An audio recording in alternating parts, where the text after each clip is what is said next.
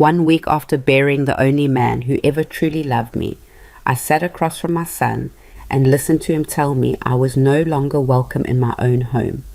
The funeral flowers hadn't even wilted yet. My husband's cologne still hung in the bedroom air. And there sat Brandon, my only child, with his wife's manicured hand on his shoulder, calmly explaining why I needed to pack my things and disappear from their lives. They thought I was just a grieving old woman with nowhere to go and no way to fight back. They had no idea my husband had spent the last 5 years building a fortress around me, brick by brick, account by account, preparing for the exact betrayal I was living through. This is the story of how I went from the widow they tried to throw away to the woman who owned everything they thought they'd stolen. Before we begin, if you're watching this, please hit that like button and drop a comment, letting me know what city you're tuning in from. I love seeing how far these stories travel. Now, let's get into it. The dining room had never felt this cold. I sat at the far end of the table. The same table where we'd celebrated 32 Thanksgivings, countless birthdays, graduations, and that one perfect Christmas morning when Brandon was 7 and still looked at me like I hung the moon. The chandelier overhead cast the same warm light it always had, but something fundamental had shifted. The house felt different, wrong, like a stage set that had been struck, waiting for the crew to dismantle what was left. Brandon sat directly across from me, his posture rigid in that expensive suit he'd worn to the funeral.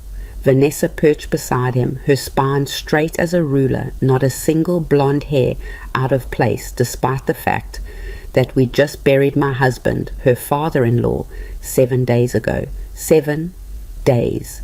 The casserole someone had dropped off sat untouched between us, congealing under the dining room lights. Nobody had any intention of eating. This wasn't that kind of dinner. Mom? Brandon's voice had this weird flatness to it, like he'd practiced this conversation in the mirror. Maybe he had. We need to talk about the house. My hands were folded in my lap, fingers twisted together so tight my wedding ring was cutting into my skin.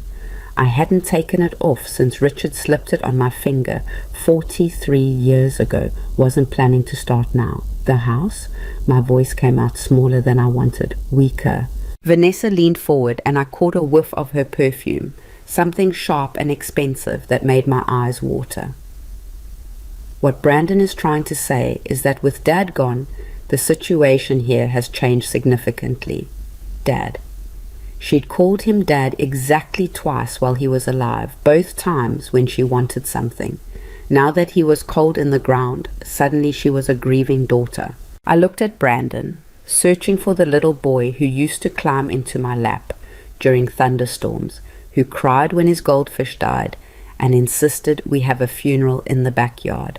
That child had been replaced by the stranger in a Brooks Brothers suit, and I had no idea when the switch had happened.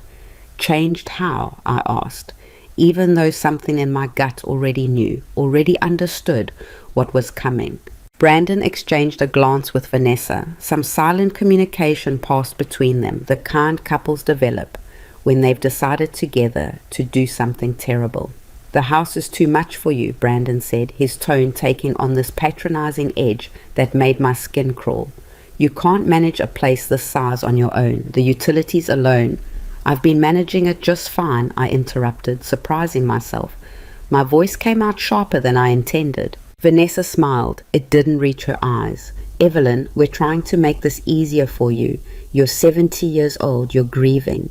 The last thing you need is the burden of maintaining a 4-bedroom house in this neighborhood. The property taxes alone.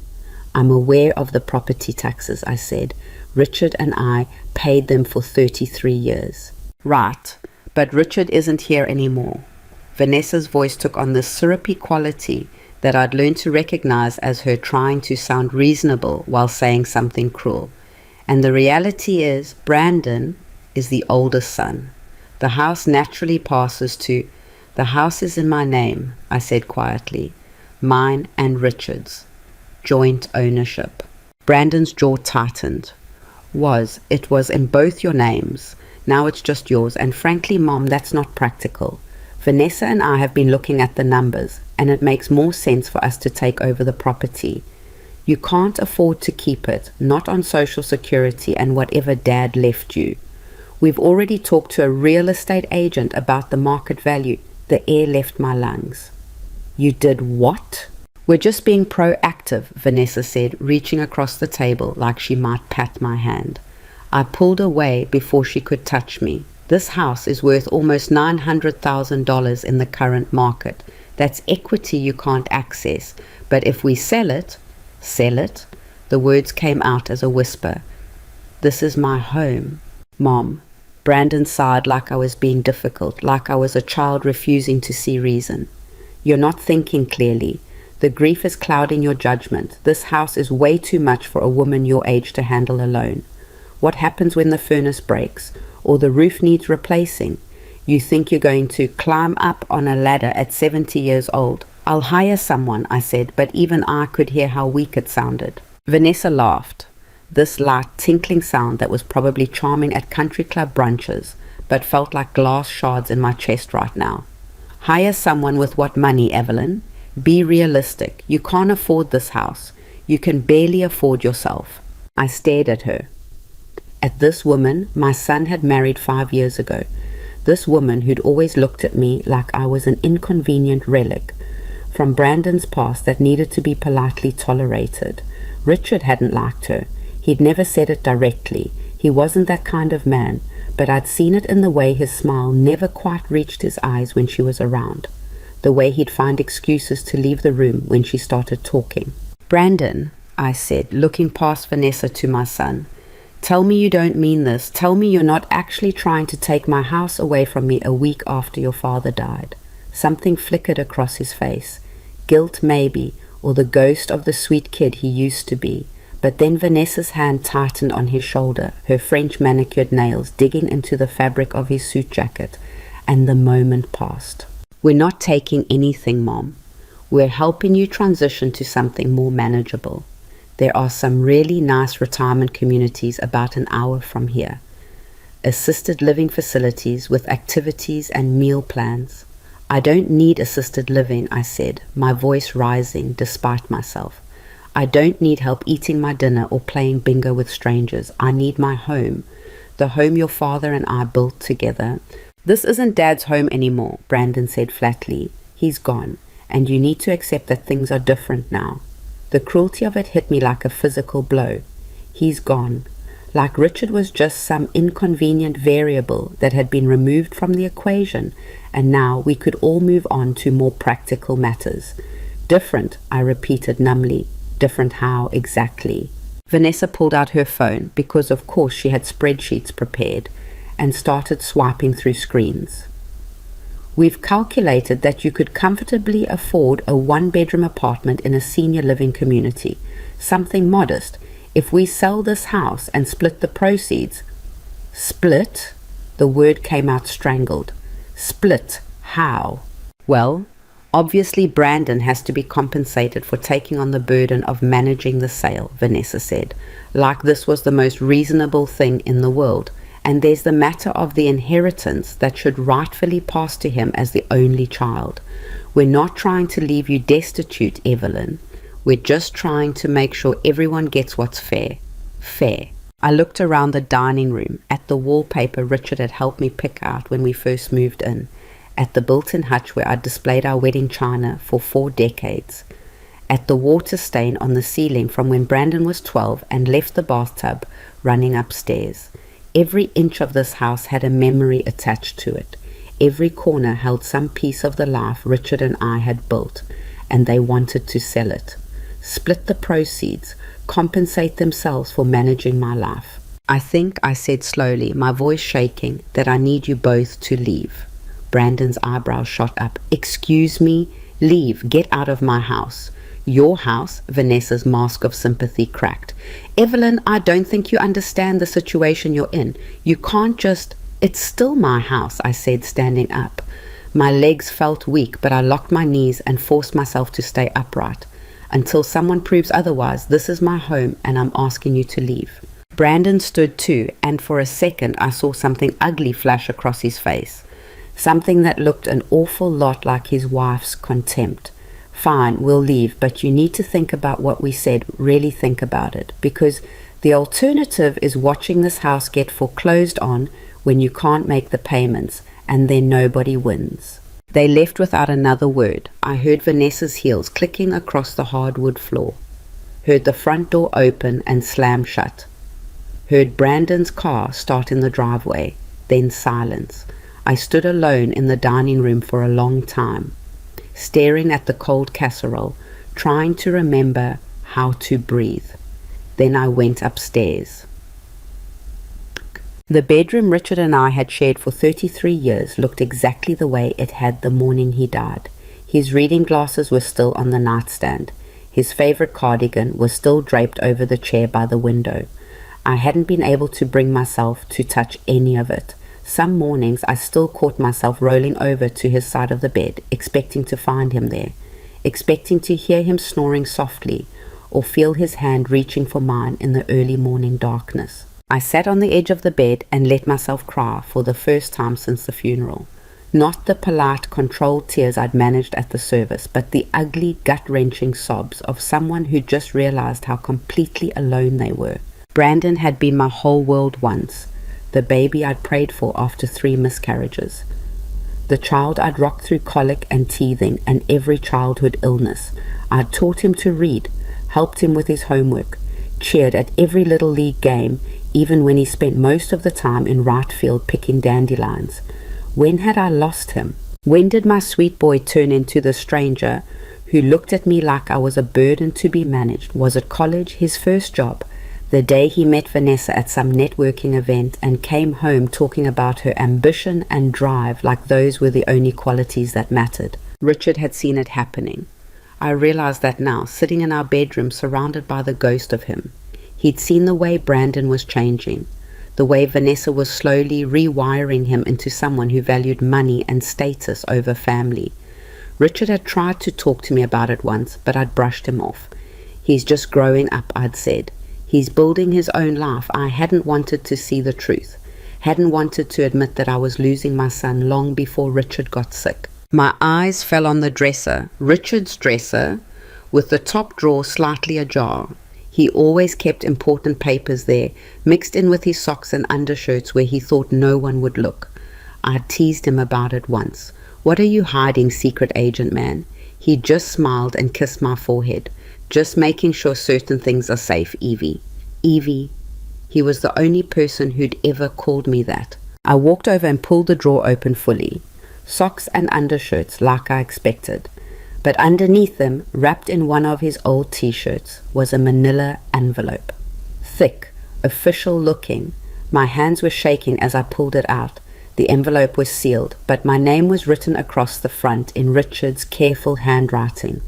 Evelyn Carter. Open immediately if anything happens to me.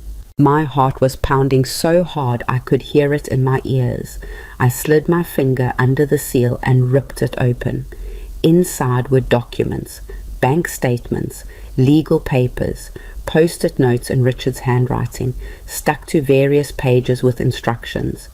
Call Gerald at First National.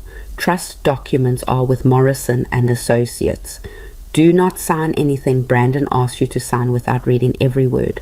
I spread the papers out on the bed, my vision blurring as I tried to make sense of what I was looking at.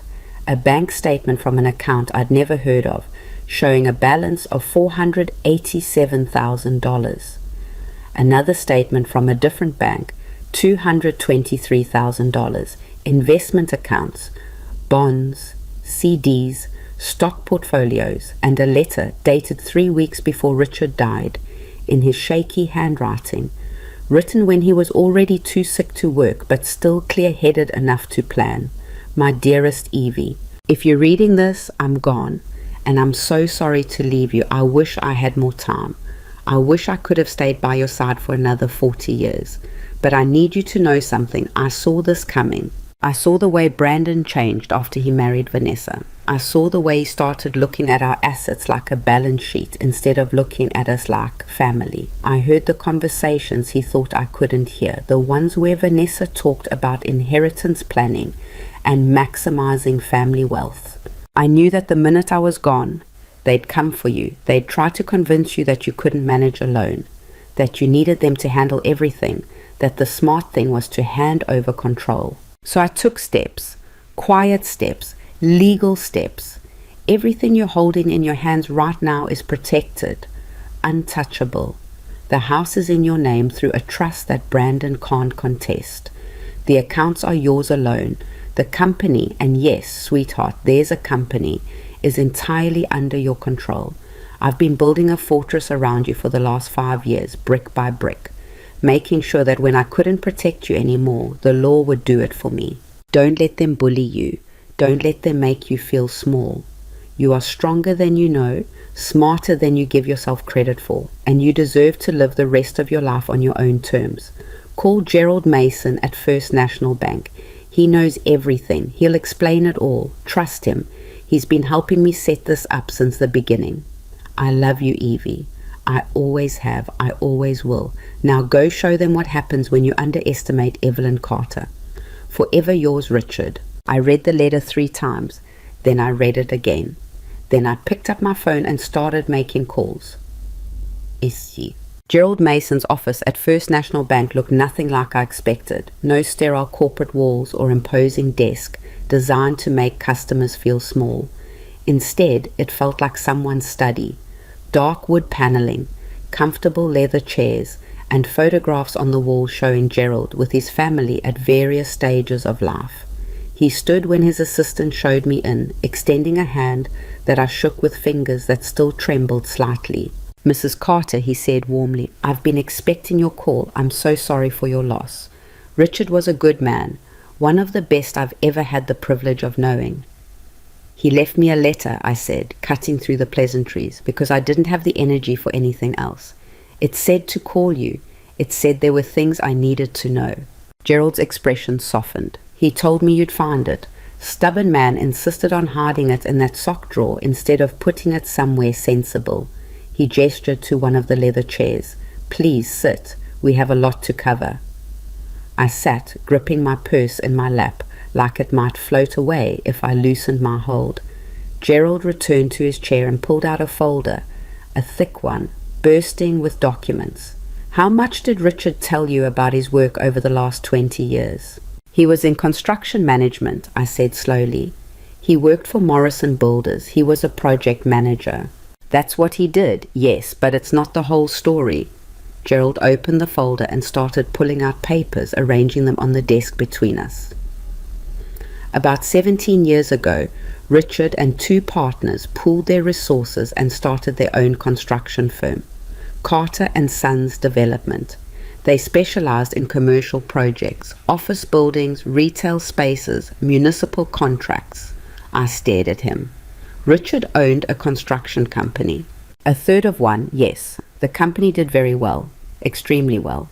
By the time Richard got sick, his share of the business was valued at approximately $2.3 million. The number didn't even sound real. 2 million. 2.3, yes. Now, here's where it gets interesting. Gerald pulled out another document. 3 years ago, Richard restructured his ownership. He transferred his shares into a trust, a revocable living trust, with you as the sole beneficiary and trustee. Do you know what that means? I shook my head, feeling dizzy. It means the company is yours, Mrs. Carter. Entirely, legally yours. Not part of Richard's estate that would pass through probate. Not something Brandon could claim as an inheritance. Yours.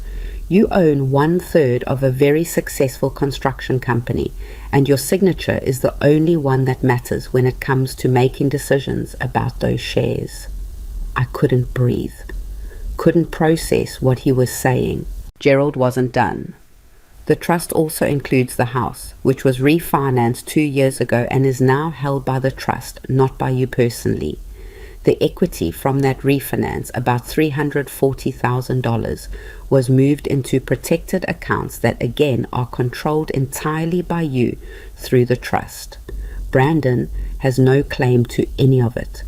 Even if he challenged it in court, which he won't succeed at, the trust is ironclad. Why didn't Richard tell me? I whispered. Why did he hide all this? Gerald's expression turned gentle. He said you'd never believe you deserved it. He said you'd argue that the money should go to Brandon, that family was more important than protecting yourself. He knew that if he'd told you what he was doing, you would have stopped him. The truth of it hit me like a slap. He was right. I would have argued, would have insisted that we couldn't keep secrets from Brandon, that family didn't operate that way, that surely our son would never actually try to take advantage of us. Richard had known better. There's more, Gerald said quietly. And this is the part Richard was most concerned about. He pulled out a ledger, actual physical paper in an age of computer systems filled with Richard's careful handwriting. The construction company has several ongoing contracts. One of them is a large municipal project that Brandon was supposed to be managing as the project supervisor. Richard hired him 2 years ago. Thought it would be good for him to have real experience in the family business. Thought maybe it would reconnect you all. Something in Gerald's tone made my stomach drop. What happened? Brandon took advances against future work, standard practice in construction, but there are rules about documentation and repayment schedules. Brandon didn't follow those rules. He took materials allocated for the municipal job and used them on a side project of his own. He billed hours he didn't work. He submitted invoices for subcontractors who were never actually hired. I felt sick. How much? $97,000, give or take a few hundred. The room tilted. Richard found out about 6 months before he died, Gerald continued. Confronted Brandon about it. Brandon promised to pay it back, claimed it was an accounting error, that he'd fix everything. He never did. And now, with Richard gone, he's probably assuming the debt dies too, that there's no one left who knows about it. But you know, I said, the company knows. Yes, and you, as the owner of Richard's shares, have every legal right to demand repayment with interest. I looked down at the papers spread across Gerald's desk. Documents that proved my husband had spent the last years of his life quietly building a fortress around me, protecting me from threats I hadn't even known existed. And Brandon, my son, the baby I'd rocked and raised and sacrificed for, he'd been stealing from his dying father's company. There's one more thing, Gerald said softly, and I want you to understand that I'm telling you this not to hurt you, but because Richard specifically asked me to make sure you knew. I looked up at him, and something in his expression made my chest tighten. Brandon and Vanessa put an offer on a house 3 months ago, a big house, much bigger than the one they're currently renting. The asking price was $1.2 million. They don't have that kind of money, I said automatically. No, they don't. Their offer was contingent on expected inheritance and family assets becoming available. The real estate agent is actually someone I know from the golf club. She mentioned it in passing, thought it was odd that someone would make an offer based on money they didn't actually have yet. The pieces clicked into place with sickening clarity. They'd been planning this. Maybe not Richard's death itself. I couldn't let myself believe that, but the aftermath. They'd been counting on his death making them rich. Had probably been fantasizing about it, planning their new life, spending money they thought would be coming their way. And I was just the inconvenient obstacle they needed to clear out of the way. What do? I asked, my voice barely a whisper. What did Richard want me to do? Gerald leaned forward, his expression serious. He wanted you to fight back. He wanted you to stand up for yourself and not let them steamroll you into giving up everything you've worked for. But he also made it very clear that the choice is yours. You can demand the debt repayment. You can keep the house and the company and the money, or, he paused, you can walk away, give them what they want, let them win. But Richard didn't want that. No, he didn't, but he loved you enough to make sure you had the power to choose. I sat in silence for a long time, staring at the documents that represented my entire life being rewritten, a life I hadn't even known I had. Finally, I looked up at Gerald. Tell me what I need to do. I didn't sleep that night. Couldn't. I sat in the living room until dawn, watching the light change outside the windows, going through every document Gerald had given me. Bank statements, trust agreements, the detailed ledger of Brandon's debt, legal paperwork that proved beyond any doubt that everything, the house, the money, the company, was mine. At one point, around 3 in the morning, I walked into Richard's home office, a small room off the kitchen that I'd barely entered since he died. His desk was exactly how he'd left it, covered in blueprints and project notes. On the wall behind the desk was a photograph I'd taken at Brandon's college graduation. Richard had his arm around our son, both of them grinning at the camera. Brandon looked so happy, so normal. When had that kid turned into someone who'd steal from his dying father? When had he become someone who'd throw his mother out of her home? I stood there staring at that photograph until the sun came up, trying to reconcile the boy in the picture with the man who'd sat across from me at the dining room table 3 days ago, and calmly explained why I needed to disappear. My phone rang around 8 a.m. Brandon's name flashed on the screen. I let it go to voicemail. He called again 15 minutes later, then an hour after that. By lunchtime, I had 7 missed calls and 3 text messages, each one more demanding than the last. Mom, we need to talk about the house. You're not thinking rationally. Call me back. Vanessa found a really nice apartment for you. 1 bedroom close to medical facilities. We should go look at it this weekend. That last one made me laugh, a bitter, sharp sound that echoed through the empty house. They'd already found where they wanted to stick me. Probably already calculated how much of my share of the house sale they could skim off before I'd notice. I didn't call back. Instead, I called Gerald. I want to file the debt collection, I said. I want every legal document that proves what Brandon owes. And I want it done formally.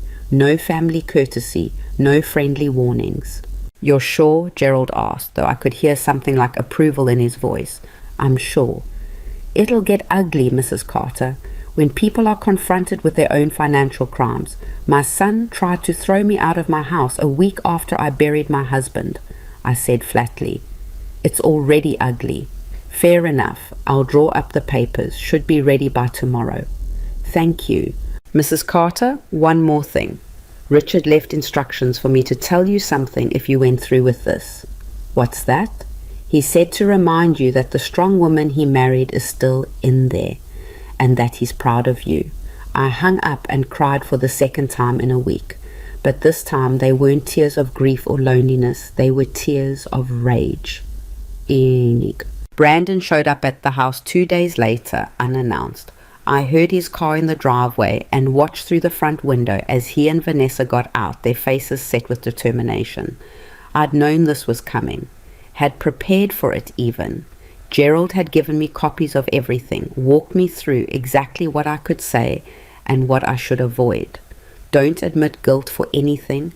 Don't apologize. Don't let them make you feel like you're the one being unreasonable. I opened the door before they could knock. Mom, we need to talk, Brandon said, brushing past me into the foyer like he owned the place.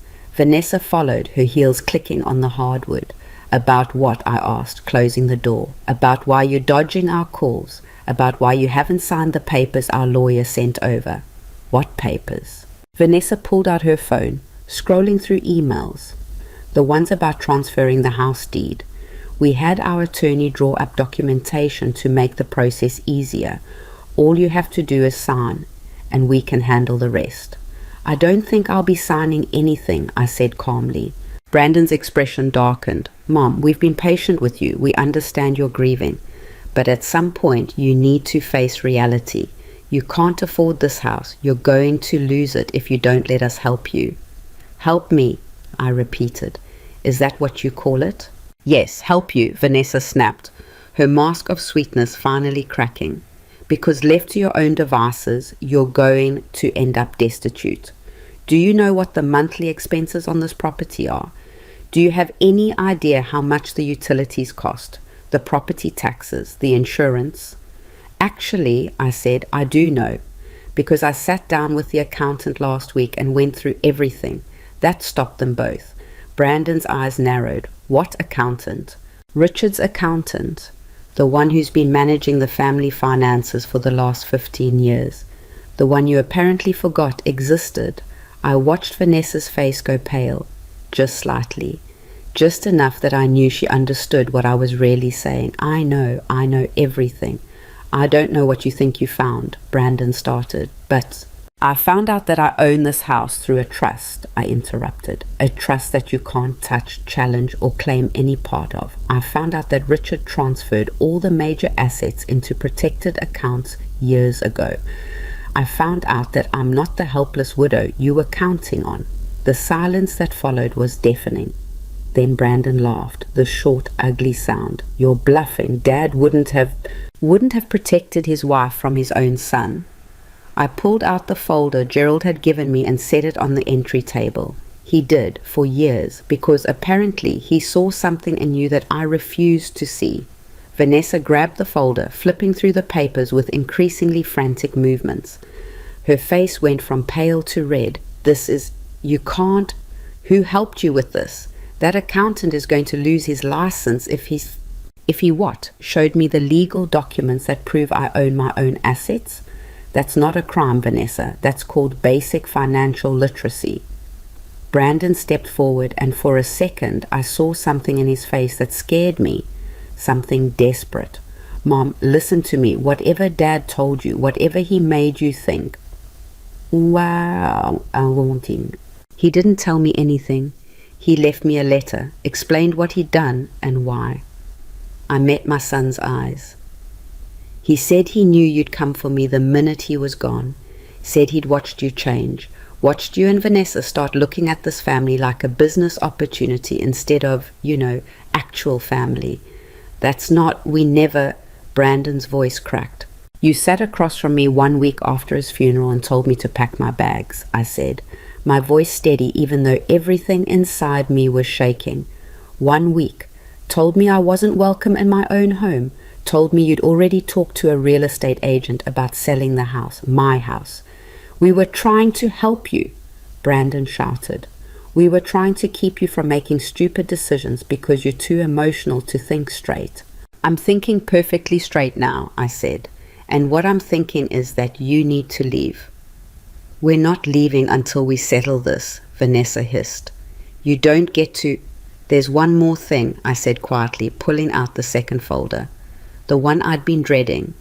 The one I'd almost convinced myself not to use. About the construction company. Brandon went very still. The construction company that I apparently own a third of now. The one where you were working as a project supervisor. The one where you owe $97,000 for materials you diverted, hours you didn't work, and invoices you falsified. The color drained from Brandon's face completely.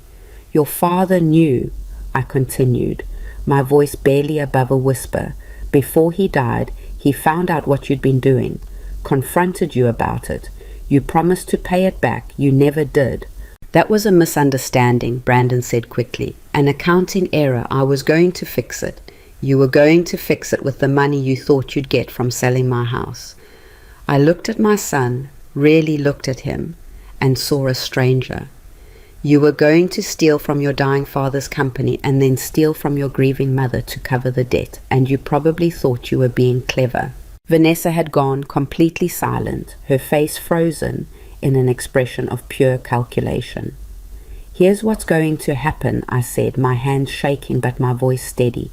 You're going to leave my house right now. You're not going to contact me about selling it, signing over any assets, or moving into any apartment you've picked out for me. And you're going to arrange a repayment plan with the company accountant for every penny you owe, with interest. You can't, Brandon started. I can. I own the shares. The debt is legally enforceable.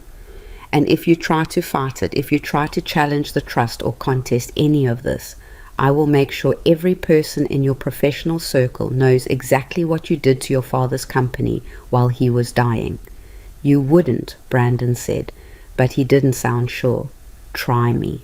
They stood there for a long moment, Vanessa gripping Brandon's arm so tight her knuckles were white. I could see her mind working, calculating options, running through scenarios. Finally, she pulled Brandon toward the door. "We'll be in touch through our lawyer," she spat. "That's fine. My lawyer's information is in the folder."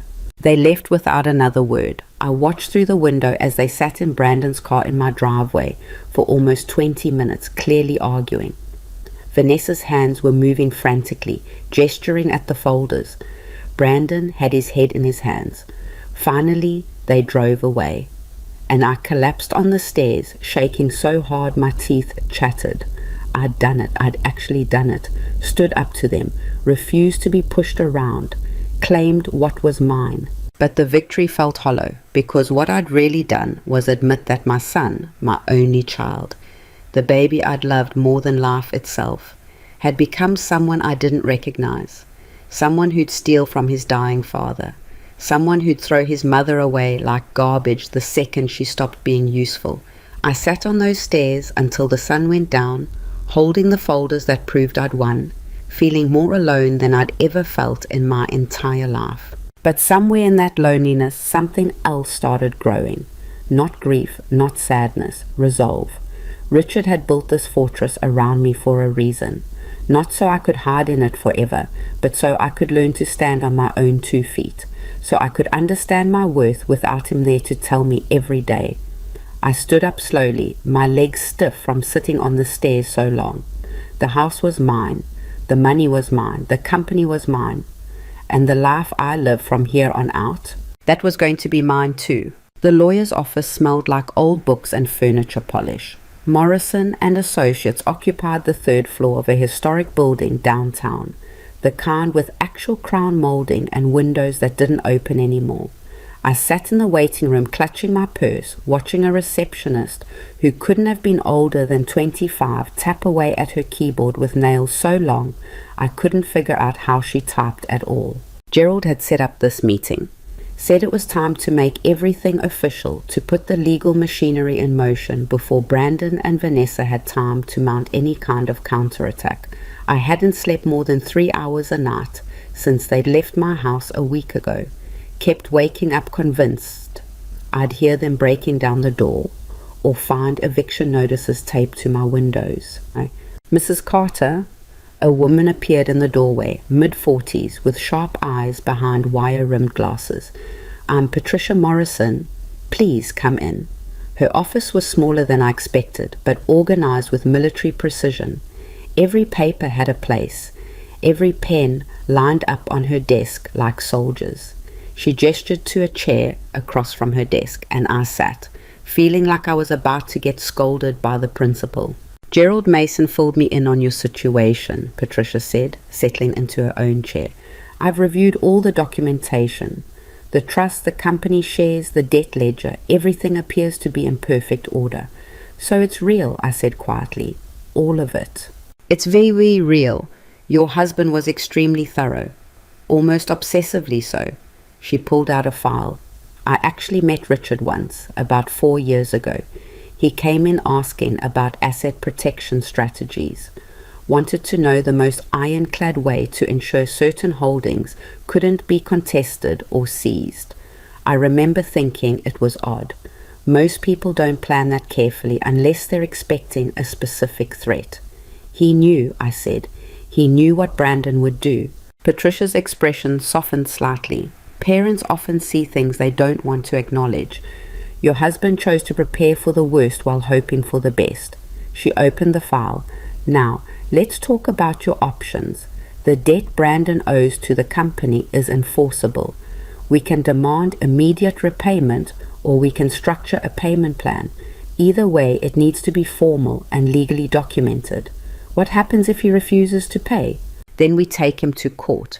Given the documentation we have, including your husband's ledgers and the company's financial records, we'd win. Brandon would likely face criminal charges for fraud and embezzlement in addition to the civil judgment." My stomach turned. Criminal charges. My son. "I don't want him to go to jail." Patricia studied me for a long moment. "Mrs. Carter, I need to ask you something, and I need you to be honest with yourself. What do you want the outcome of this to be?" "I don't understand. Do you want to punish your son? Do you want your money back? Do you want him to acknowledge what he did? Do you want reconciliation?" because those are all different goals and they require different strategies. I stared at her, realizing I hadn't actually thought that far ahead. I'd been so focused on standing up for myself, on not getting steamrolled, that I hadn't considered what victory actually looked like. I want him to understand what he did was wrong, I said slowly. I want him to face consequences. But I stopped, my throat tightening. I also want my son back, the real one, not this person he's become. Patricia nodded like she'd expected that answer. Then we need to be strategic. Heavy-handed legal action might win you money, but lose you any chance at repairing the relationship. But if we're too soft, he'll interpret it as weakness and try again. We need to find the pressure point that makes him take this seriously without destroying him completely. How do we do that? We make it formal, but give him a path forward. We file the debt collection paperwork, make it clear this is legally enforceable and won't go away. We structure a payment plan he can actually meet, hard but not impossible. And we make it crystal clear that if he tries to contest the trust or come after your assets again, the gloves come off completely. I nodded slowly. What about the house? They've been texting me about the apartment they found. Patricia's expression hardened. Ignore it. Don't respond to anything about moving or selling. If they persist, we send a cease and desist. The house is yours, full stop. They have zero legal claim to it, and any continued pressure could be considered elder abuse. Elder abuse? The term startled me, made me sound ancient and helpless. Financial exploitation of vulnerable adults, which is exactly what they were attempting. A 70-year-old widow, 1 week after her husband's funeral, being pressured to sign over her home? That's textbook. Patricia pulled out a legal pad and started writing. I'm going to draft 2 letters, one to Brandon regarding the debt repayment, laying out terms and deadlines, one to both of them regarding the house and any future contact about your assets. Both letters will make it clear that continued harassment will result in legal action. Will that make them angrier? Probably, but anger from a distance is better than manipulation up close. Patricia looked up from her notes. Mrs. Carter, I'm going to be blunt with you. This is going to get worse before it gets better. They're going to try every emotional manipulation they can think of. They'll play the family card. They'll make you feel guilty. They might even apologize and pretend to have seen the light. Don't fall for it, not yet. Not until they've proven through actions, not words, that something has actually changed. You sound like you've seen this before. I specialize in estate law. You'd be depressed to know how often family turns predatory the minute someone dies. She closed the file. Give me 2 days to draft the letters. Don't respond to any calls or texts from Brandon or Vanessa in the meantime. If they show up at your house, don't let them in. If they won't leave, call the police. I'm serious about that last part. I nodded, feeling simultaneously relieved and terrified. This was really happening. I was really doing this. One more thing, Patricia said as I stood to leave. Gerald mentioned you might need help managing the company's shares. Have you thought about what you want to do with them? I don't know anything about running a construction company. You don't have to run it. You're a shareholder, not the CEO. But you do need to understand what you own and start attending the board meetings. Richard's partners have been managing things since he got sick, but they need to know you're taking an active role now. The thought of walking into a boardroom full of men who'd worked with Richard made my chest tight. I wouldn't even know what questions to ask. Then hire someone who does. A business consultant or financial advisor who can help you understand the company's operations and make informed decisions. Richard built something valuable. Don't let intimidation keep you from claiming it. I left her office feeling like I'd just signed up for a marathon when I could barely run a mile. But there was something else too, something that felt almost like excitement. For the first time in my entire adult life, I was making decisions about money. Real money. My money. Richard had always handled our finances. Not because he didn't trust me, but because I'd never asked to be involved. never wanted the responsibility. I'd been content to stay in my lane, managing the household while he managed everything else. But that Evelyn was gone. The woman Richard had protected with his careful planning was gone too, and I had no idea who I was becoming in their place. The coffee shop was Vanessa's choice. Some trendy place downtown where everything cost $7 and came with foam art. I'd agreed to meet her after she'd sent 3 increasingly desperate texts saying she wanted to talk woman to woman without Brandon around. I almost hadn't come. Patricia's warning about emotional manipulation was still ringing in my ears, but part of me was curious to see what angle Vanessa would try when she didn't have Brandon as backup. She was already there when I arrived, sitting at a corner table wearing what I recognized as her trustworthy professional outfit, a cream-colored blazer and minimal jewelry. Her smile when she saw me looked almost genuine. "Evelyn, thank you so much for coming." She stood, and for a second I thought she might try to hug me. I stepped back and she seemed to catch herself. "Can I get you something? A latte? Those lemon scones are amazing." "Just black coffee," I said, sitting down before she could make this feel more social than it needed to be. Vanessa ordered at the counter, and I watched her chat with the barista like they were old friends. Everything about her movements was calculated, graceful. She'd probably practiced the whole performance in a mirror.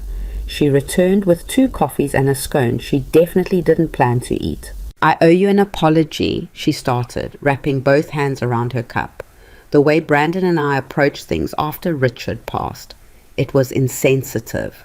We were trying to help, but we completely failed to consider what you were going through emotionally." I took a sip of coffee, said nothing. "Brandon's devastated," Vanessa continued. "He feels like he's lost both his father and his mother in the same month. He never meant to hurt you. He was just trying to take care of things, to be responsible." "By telling me to pack my bags and leave," she winced. That came out wrong. What he meant was, "I know what he meant, Vanessa." Silence. She stirred her coffee even though she hadn't added anything to it. "The debt," she said finally. "The money Brandon supposedly owes the company. There's been a misunderstanding about that." Patricia Morrison doesn't think it's a misunderstanding. She thinks it's fraud. Vanessa's jaw tightened. Just for a second, but I saw it. Brandon made some accounting errors, that's all. He was juggling multiple projects and some invoices got mixed up. He was planning to straighten everything out before Richard got too sick to care about company business. So he was stealing from his dying father, but only because he planned to fix it later. That's not what I said, see? That's exactly what you said. She set down her coffee, abandoning the pretense of casual conversation. "What do you want, Evelyn? You want Brandon to grovel? You want him to pay back every penny with interest? Fine, we'll figure it out, but the scorched earth approach you're taking isn't helping anyone." "I'm not taking a scorched earth approach. I'm enforcing a legitimate debt that your husband owes." "Your son," she shot back. "He's your son. Or did you forget that when you decided to treat him like a criminal?" Something snapped inside me. My son tried to throw me out of my home while my husband's body was barely cold. My son has been stealing from the family business. My son looked at me like I was garbage to be disposed of. So forgive me if I'm not particularly concerned with his feelings right now. Vanessa leaned back, her expression shifting to something colder, more calculating. "You really want to destroy your relationship with your only child over money?" "I want him to face consequences for his actions." "There's a difference." "Is there?" She tilted her head. "Because from where I'm sitting, it looks like you're using money as a weapon to punish Brandon for having the audacity to think about his own future." His future? I couldn't believe what I was hearing. He was planning to sell my house out from under me to pay for a mansion he couldn't afford. That's not thinking about his future, that's stealing mine. We weren't stealing anything. The house would have been his eventually anyway. After I died, you mean? Were you planning to help that along, or just wait patiently for nature to take its course? Vanessa's face went white. How dare you suggest... How dare I? I stood up, my coffee untouched. How dare you sit here and try to manipulate me into feeling guilty for protecting myself? You came here thinking you could play the reasonable peacemaker, that I'd roll over if you just used the right words and the right tone. But I'm done being managed, Vanessa. I'm done being treated like an obstacle in your life plan. We just wanted to help, she said, but the mask had completely fallen away now. Her voice was sharp, ugly. You're 70 years old, living alone in a house that's too big for you. What's going to happen when you fall down the stairs, when you can't manage the property anymore? You think we were being cruel, but we were being practical. You were being greedy. And you're being vindictive. She stood too, grabbing her purse. Fine, you want to play hardball? We'll play. But don't come crying to me when you realize you've chosen money over your own family. She walked out, leaving me standing in a coffee shop full of people pretending not to have heard our conversation. My hands were shaking, my heart was pounding, but underneath the adrenaline I felt something else, relief. Because now I knew for certain. There was no misunderstanding, no miscommunication. Brandon and Vanessa knew exactly what they'd been doing, and they'd do it again if I gave them the chance. Patricia had been right. It was going to get worse before it got better. 2 days later, the letters went out. Certified mail, requiring signatures.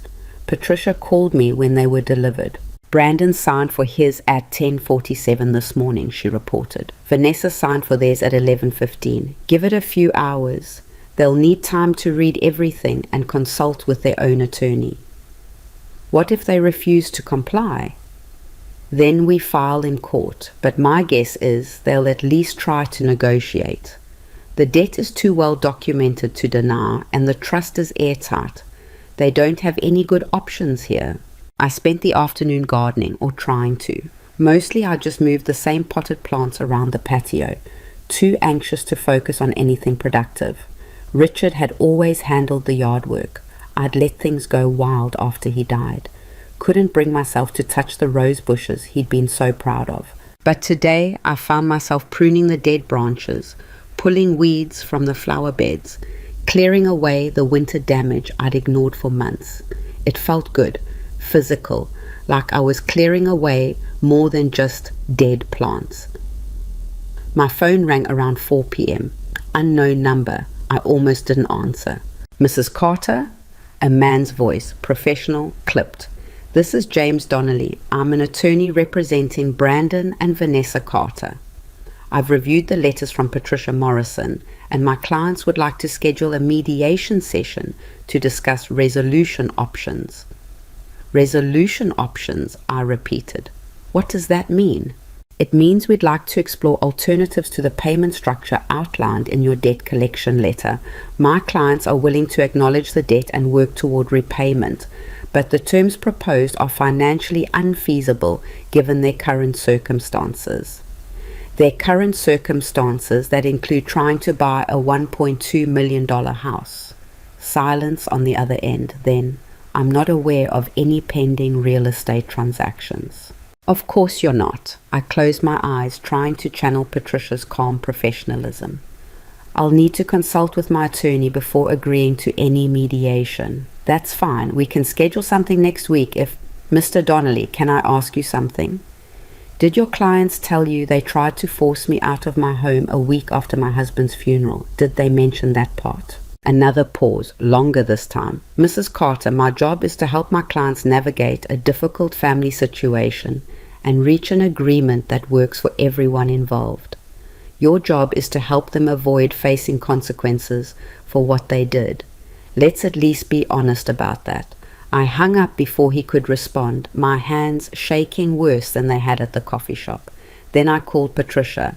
They already lawyered up, I told her, want to negotiate the payment terms. Expected, Patricia said. What did you tell them? That I'd consult with you. Good. Don't agree to anything without running it by me first. They'll try to lowball the repayment amount or stretch it out over 20 years with no interest. We need to hold firm on terms that actually mean something. Patricia, can I ask you something?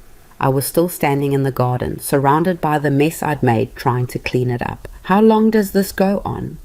The lawyers and the negotiations and the fighting, as long as it needs to. But Evelyn, you're doing the right thing. I know it doesn't feel like it right now, but you're teaching your sons something crucial, that there are consequences, that you can't treat people like garbage just because they're family. After we hung up, I sat down on Richard's favorite garden bench and cried, not the angry tears or the grief tears. These were different, exhausted, the kind of crying that comes from holding yourself together for so long that something finally gives way. Richard should have been there, should have been sitting beside me, his hand in mine, telling me everything would work out.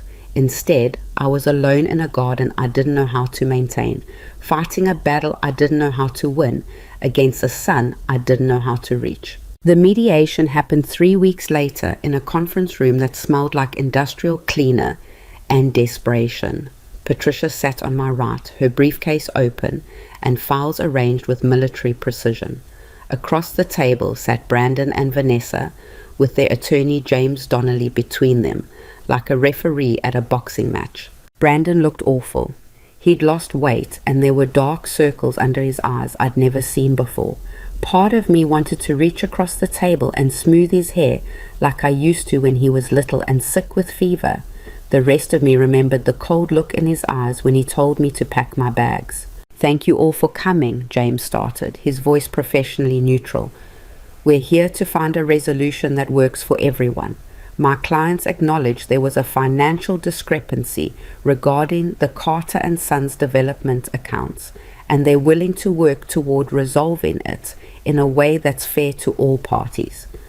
"A financial discrepancy," Patricia repeated flatly. "Is that what we're calling embezzlement now?" James's jaw tightened. "That's an inflammatory characterization of..." "It's an accurate characterization of taking $97,000 from a company through falsified invoices and diverted materials." Patricia pulled out the ledger. "We have documentation of every fraudulent transaction. Dates, amounts, fake vendor names. Your client didn't make accounting errors. He committed fraud. We're prepared to repay the amount in question," James said quickly, "over a structured timeline that takes into account my client's current financial obligations." "What timeline?" I asked, my first word since we'd sat down. Brandon finally looked at me. 10 years, monthly payments of $850. I did the math in my head. 10 years at $850 a month was $102,000, barely more than the principal, no meaningful interest, and stretched out so long that they'd barely feel the impact month to month. "No," I said. "Mom, please," Brandon started. "No," I repeated louder. "You stole almost $100,000 from your dying father's company. You tried to throw me out of my house so you could buy a mansion, and now you want me to let you pay it back over 10 years like it's a car loan you forgot about." "We can't afford more than $850 a month," Vanessa said. "We have a mortgage, car payments, credit cards." "You have a lifestyle you can't afford," Patricia cut in. "That's not Mrs. Carter's problem." "She's my mother," Brandon said, his voice rising. "This isn't supposed to be about punishment. This is supposed to be about family." "You're right," I said quietly. "It is about family. So tell me, Brandon, when exactly did you stop seeing me as family and start seeing me as an asset to liquidate?" The room went silent. Brandon's face crumpled, and for a second I saw the little boy again, the one who'd cried at his goldfish funeral.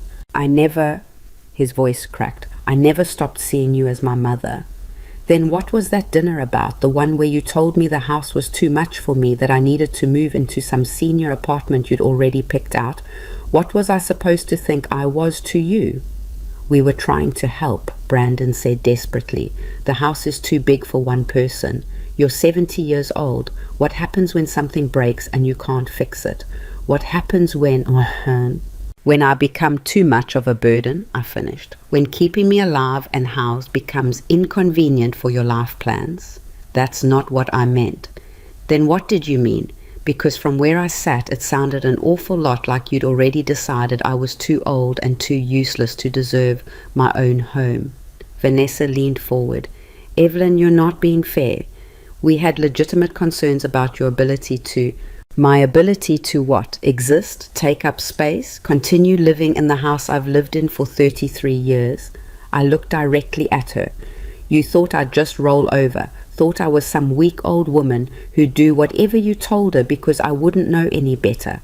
Richard knew you thought that. That's why he spent 5 years building walls around me you couldn't knock down.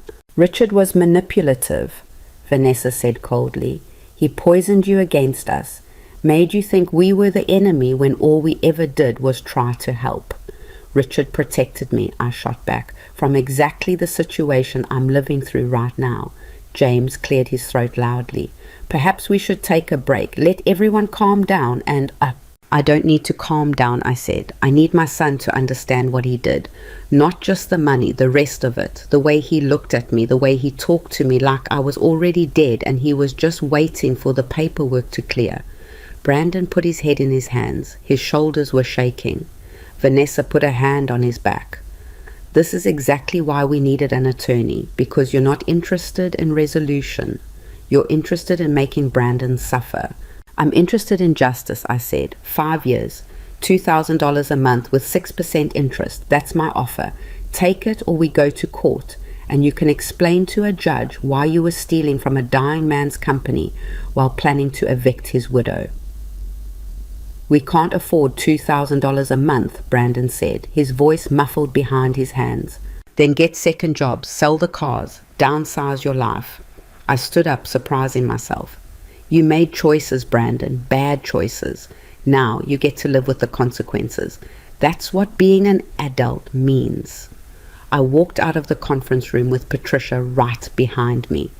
In the elevator, she squeezed my arm. That was perfect, she said. It was horrible, I whispered. That was my son in there, and I just... You set boundaries. You stood up for yourself. You did exactly what needed to be done. The elevator doors opened, and I stepped out into the parking garage feeling like I'd just survived a car crash. Everything hurt. Every part of me wanted to run back upstairs and tell Brandon I was sorry, that we could work something out, that family was more important than money. But Richard's letter was in my purse. I could feel the weight of it, the way I'd been carrying it everywhere, like a talisman. Don't let them make you feel small. I got in my car and drove home, and I didn't let myself look back. 3 days after the mediation, I got the call from James Donnelly. They'd accepted my terms. 5 years, $2,000 a month, 6% interest. Patricia had drawn up the formal agreement, and both Brandon and Vanessa had signed it. I should have felt victorious, should have felt vindicated. Instead, I sat at my kitchen table, staring at the paperwork, and felt nothing but hollow. My phone buzzed, a text from a number I didn't recognize. You destroyed him. I hope you're happy. Vanessa. She'd blocked me after the mediation, but apparently that hadn't stopped her from getting a burner phone just to send me venom. He cries every night. Can't sleep, can't eat. Lost 12 pounds. But sure, you got your money. That's what matters, right? I turned the phone face down and went back to staring at the agreement. My son's signature looked shaky, uncertain, nothing like the confident scrawl he'd developed in college. Another buzz. His co-workers are asking questions. Why is he suddenly broke? Why can't he go to lunch anymore? You're humiliating him publicly. I picked up the phone and typed back before I could stop myself. He humiliated himself when he stole from his dying father. The response came immediately. You're a bitter old woman who's going to die alone. And when you do, don't expect Brandon at your funeral.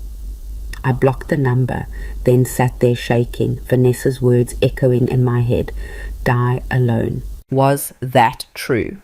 Had I traded my only family for money and pride? Richard was gone. Brandon was gone.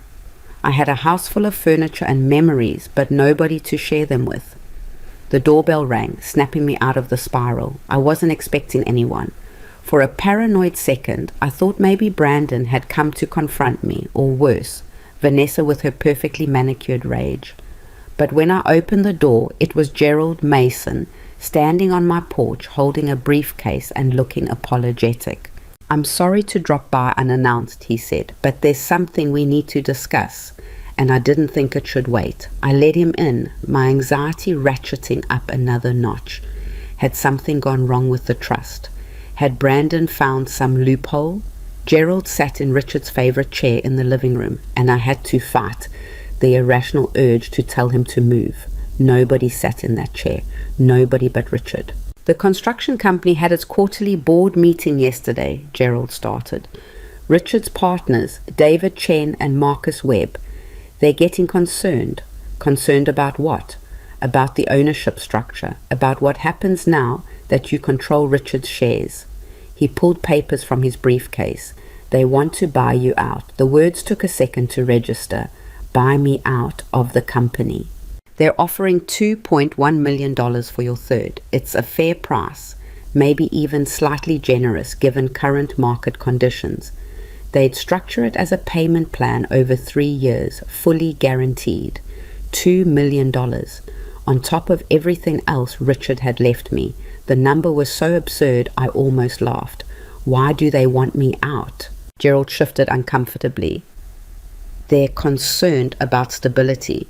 Richard was hands-on with company operations. They're worried that without his involvement, having an inactive shareholder who doesn't understand construction will create complications. So they think I'm incompetent. They think you're not Richard, Gerald said carefully. Which is true, but that doesn't mean you have to sell. You have every right to maintain your ownership and participate in company decisions. It's your choice. My choice. Everything was my choice now. The weight of it felt crushing. What would Richard want me to do? Honestly, I don't know. He built the company from nothing. It was his baby, but he also built that trust to protect you, to give you financial security. If selling means you're set for life without having to navigate corporate politics and construction contracts. Gerald trailed off. Only you can decide what matters more. After he left, I sat in the living room until the sun went down, thinking about Richard working 60-hour weeks when Brandon was little. Coming home exhausted, clothes covered in drywall dust, but always stopping to kiss me and ask about my day. The company had been everything to him, his legacy, but he'd given it to me, not to Brandon, not to his partners, to me, because he trusted me to know what to do with it. I called Patricia the next morning. I need to understand the company, I told her, really understand it, not just the numbers, but how it works. What Richard built, I'm not selling. You're sure? Patricia asked. $2 million is a lot of money to walk away from. I'm not walking away from anything. I'm walking towards something. I'm just not sure what yet. She connected me with a business consultant named Sarah Kim, who specialized in helping people navigate companies they'd inherited. Sarah was maybe 40, spoke 3 languages, and had the kind of confidence that came from knowing exactly how competent she was. We met at the company offices, a modest building in an industrial park that I'd driven past 100 times without ever going inside. Richard's name was still on the directory in the lobby, Carter and Sons Development, Suite 304. The and Sons part felt like a knife in my chest. He'd named it that dreaming Brandon would join him someday, would carry on what he'd built. Instead, Brandon had stolen from it. Sarah pushed open the door to Suite 304, and I followed her into a space that smelled like coffee and paper and something industrial I couldn't quite place. The front desk was empty. The receptionist had apparently stepped out, but I could hear voices from deeper in the office. Male voices, talking in that easy way men do when they think they're alone. Don't know what Carter was thinking, leaving everything to his wife. Evelyn doesn't know a joist from a jackhammer.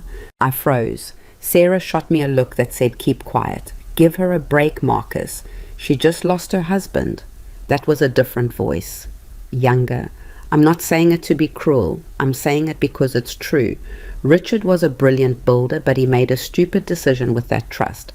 Now we're stuck with a 70-year-old widow who's going to want to be involved in decisions she doesn't understand. Sarah cleared her throat loudly. The voices stopped immediately.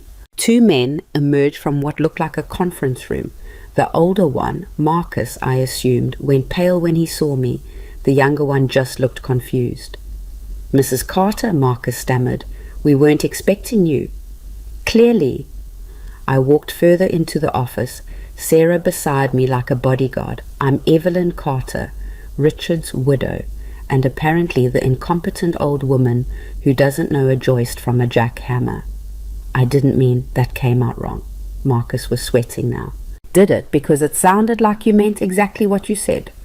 I looked around the office. Blueprints on the walls, project timelines, photos of completed buildings, Richard's work, Richard's vision, Richard's legacy that these men thought I had no right to touch.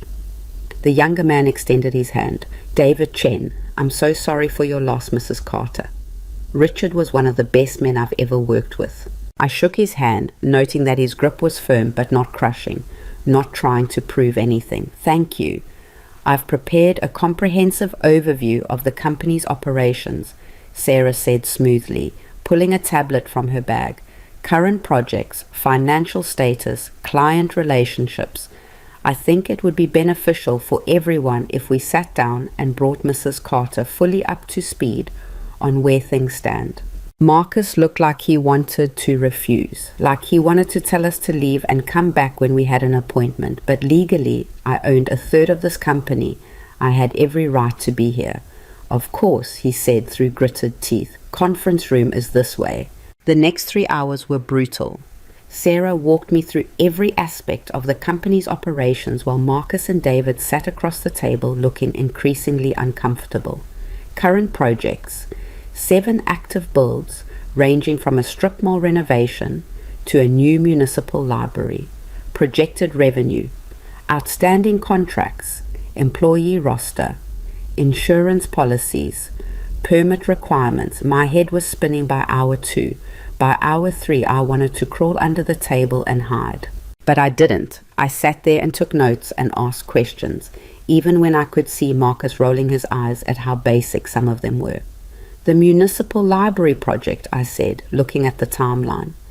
It says Brandon Carter was listed as project supervisor until 2 months ago. What happened? Marcus and David exchanged looks. There were some irregularities, David said carefully. Financial discrepancies that Richard discovered. Brandon was removed from the project while we sorted everything out. By irregularities, you mean he was stealing, I said flatly. The silence that followed was deafening. We didn't want to put it that way, Marcus finally said. He's Richard's son. Was Richard's son. Is your son. It felt inappropriate to call theft what it is. I flipped through Sarah's files until I found the ledger pages Gerald had given me, because that's what this is. Falsified invoices, diverted materials, almost $100,000 in fraud. David leaned forward. Mrs. Carter, we've been aware of the situation for months. Richard asked us not to press charges, said he'd handle it internally as a family matter. After he died, we weren't sure what you wanted us to do. The debt is still on the books, But you thought I wouldn't know about it, I finished. Thought I'd sell my shares to you and walk away, and you could quietly write off the loss. Marcus's jaw tightened. That's not what we were thinking. Wasn't it? You just said you think I'm incompetent, that Richard made a stupid decision leaving me in control. Why wouldn't you assume I'd be easy to manipulate? We're not trying to manipulate anyone, David said. We're trying to run a business. And with all due respect, Mrs. Carter, you've been here 3 hours and you're already talking about family drama and debt collection. Richard kept personal and professional separate. We were hoping you'd do the same. My son stole from this company, I said. That's not personal drama. That's a crime that affects your bottom line. A crime you're making him pay back, Marcus shot back. Gerald told us about the payment plan. So the debt is being handled. What more do you want? I want to understand what I own. I want to know how this company operates. I stopped, surprised by my own words. I want to know what my husband spent 40 years building. David's expression softened slightly. He built something good, something solid. This company has a reputation for quality work and fair dealing. We've weathered recessions and boom times. We're not flashy, but we're reliable. And you think I'm going to ruin that? I said quietly. We think you're grieving, David said. We think you're dealing with a family situation that would break most people. And we think maybe selling your shares and taking the money would give you one less thing to worry about. He wasn't wrong. It would be easier. Take the $2.1 million, walk away, let these men run the business they clearly thought I had no business being involved in. But Richard had given me those shares for a reason. I'm not selling, I said. Not yet, maybe not ever, but I need time to understand what I've inherited before I make that decision. Marcus looked like he'd bitten into something sour. And what does that look like practically? You want to come to board meetings, weigh in on project decisions, approve budgets. Eventually, maybe. Right now, I just want to learn. Sarah's going to help me understand the industry and the company operations. I'll stay out of your way as much as possible, but I'm not disappearing. Richard wouldn't want this, Marcus said. He'd want you to be taken care of, not stressed out trying to run a business you don't understand. Richard wanted me to have choices, I said. He spent 5 years making sure I'd have the power to decide my own future. I'm not going to waste that by doing what's easy just because it makes you more comfortable. I stood up, gathering my papers. Sarah stood with me. I'll be back next week, I told them. Same time. I want to visit one of the active job sites, see the actual work being done. Marcus opened his mouth, probably to protest, but David cut him off. The library project is in good shape. You could visit that one. It's indoor work, safe for visitors. Thank you, I said, meaning it. Outside in the parking lot, Sarah let out a low whistle. That was intense. Was I wrong, I asked. Am I being crazy thinking I can actually learn this stuff? You're not crazy. But you're also not going to learn construction management in a few weeks. Marcus is an ass, but he's not completely wrong about the learning curve. Sarah leaned against her car. Question is, what do you actually want here? Do you want to be an active shareholder, or do you want to prove something to men who underestimated you? I thought about that. Can't it be both? Sure, but one of those motivations is going to sustain you when things get hard, and the other is just going to make you bitter. She pulled out her phone. I'm sending you some recommended reading, books on construction, project management, business operations. Start there. Come to next week's site visit with intelligent questions. Show them you're serious about learning, not just serious about being difficult. They made the offer to buy me out before I even showed up, I said. They wanted me gone before I had a chance to be involved. Probably, but now you have a choice. You can prove them wrong or you can prove them right. Only you know which one matters more. The library project was in a rougher part of town, which surprised me. The building was beautiful though, old red brick with tall windows, the kind of place that had probably been something important 100 years ago. Now it was surrounded by scaffolding and construction fencing, slowly being transformed back into something the community could use. David met me at the site entrance wearing a hard hat and carrying an extra one for me.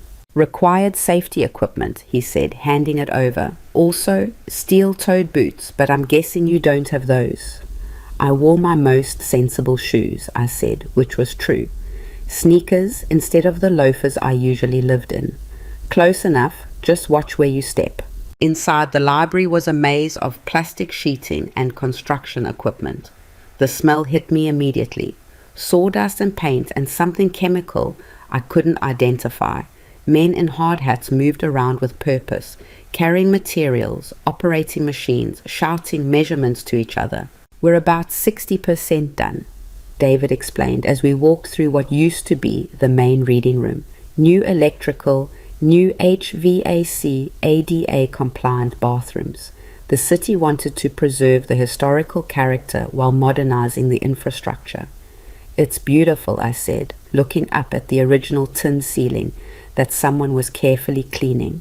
Richard designed the restoration plan. He spent weeks in the archives researching what the building looked like originally.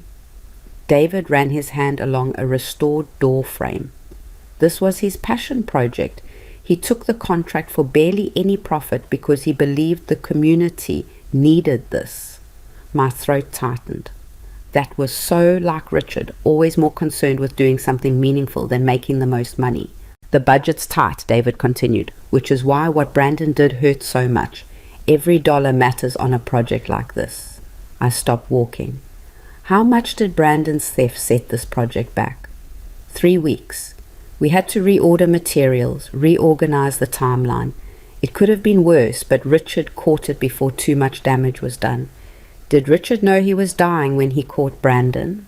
David looked uncomfortable. Yeah, he was already sick, getting sicker, but he still came to the site every day, checking on things, making sure everything was done right. I imagined Richard, weakened by cancer, standing in this building, discovering his son had been stealing from this project, this community project, this thing he cared about more than profit. How badly had that broken his heart? Mrs. Carter? David was watching me carefully. You okay?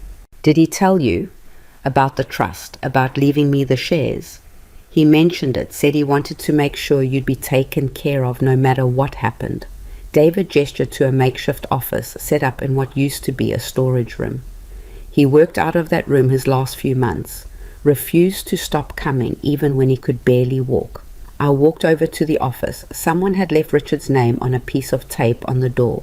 R. Carter, project manager. Inside, his old hard hat still hung on a hook. His coffee mug, one Brandon had made in elementary school art class, sat on the desk. I picked up the mug, running my fingers over Brandon's child handwriting. World's best dad, spelled out in crooked letters. We didn't have the heart to pack up his stuff, David said from the doorway. Kept thinking Evelyn would want to come get it herself, but then we didn't want to bother you so soon after. He trailed off. It's okay, I said, even though it wasn't. Nothing was okay. Richard had worked himself to death on this project while Brandon was stealing from it. Brandon had made his father this mug 30 years ago. Back when he'd thought his dad was the best person in the world. When had that changed?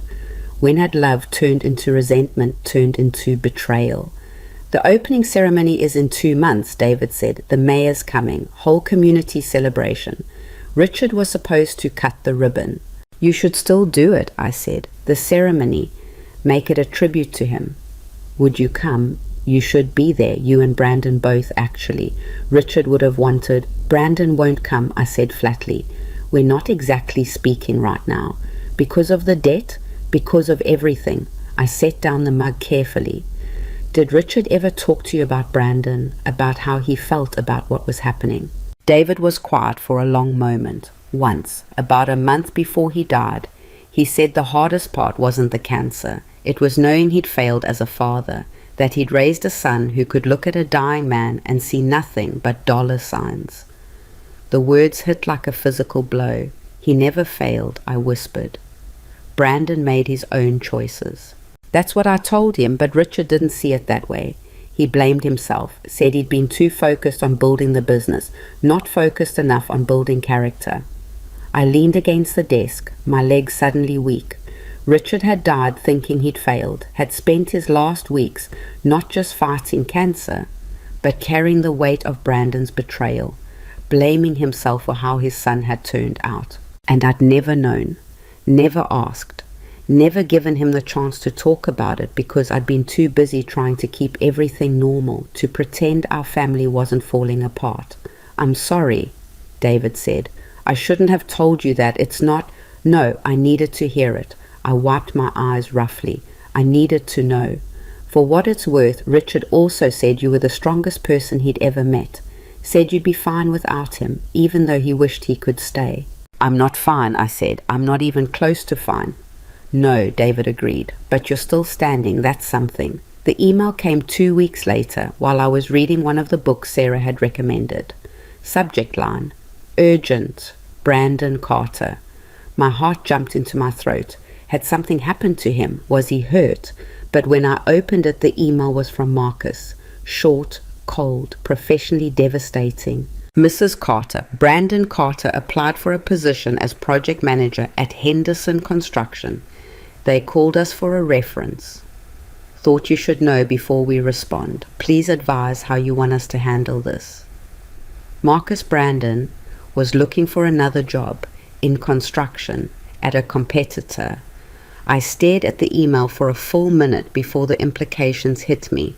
If he got a job at Henderson, he'd be in direct competition with Carter and Sons, would know our bid strategies, our client relationships, our project schedules.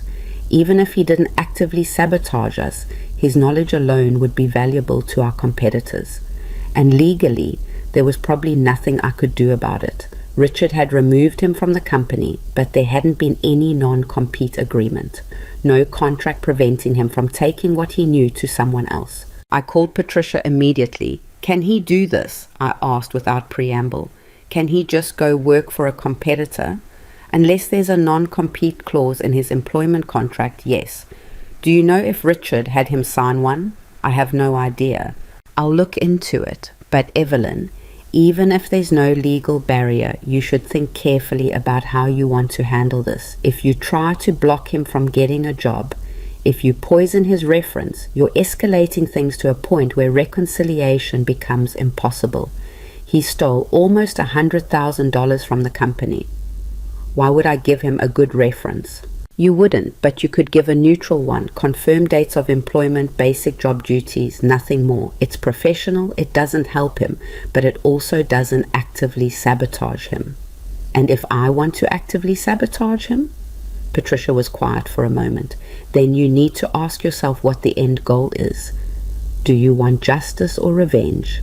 Because those are different things and they lead to different outcomes. After we hung up, I sat with that question, justice or revenge. Was there even a difference anymore? I thought about Richard's letter, about the fortress he'd built around me, about the fact that he died thinking he'd failed as a father. And I thought about Brandon, 25 years old and full of dreams, bringing Richard that coffee mug he'd made. The two of them in the backyard building a treehouse that took 3 weekends and almost ended in a trip to the ER when Brandon fell off the ladder. That Brandon was gone. Maybe he'd been gone for years and I just hadn't wanted to see it, but maybe he could come back. If I left the door open, if I didn't slam it shut permanently in a moment of anger. I called Marcus. Give him a neutral reference, I said. Confirm employment dates, title, basic duties. Don't mention the theft. Don't mention why he was removed, just the facts. You're sure? Marcus sounded surprised. Because if he goes to Henderson, he's going to be a problem for us. Maybe, but he's still my son, and I'm not ready to completely destroy his career out of spite. That's more generous than he deserves. Probably, I agreed. But Richard thought he'd failed as a father, spent his last weeks believing that. I won't spend the rest of my life proving him right by giving up on Brandon completely. I hung up before Marcus could respond, before I could second-guess myself. But 3 hours later, my phone rang. Brandon's number. I almost didn't answer. Wasn't sure I could handle whatever he was going to say.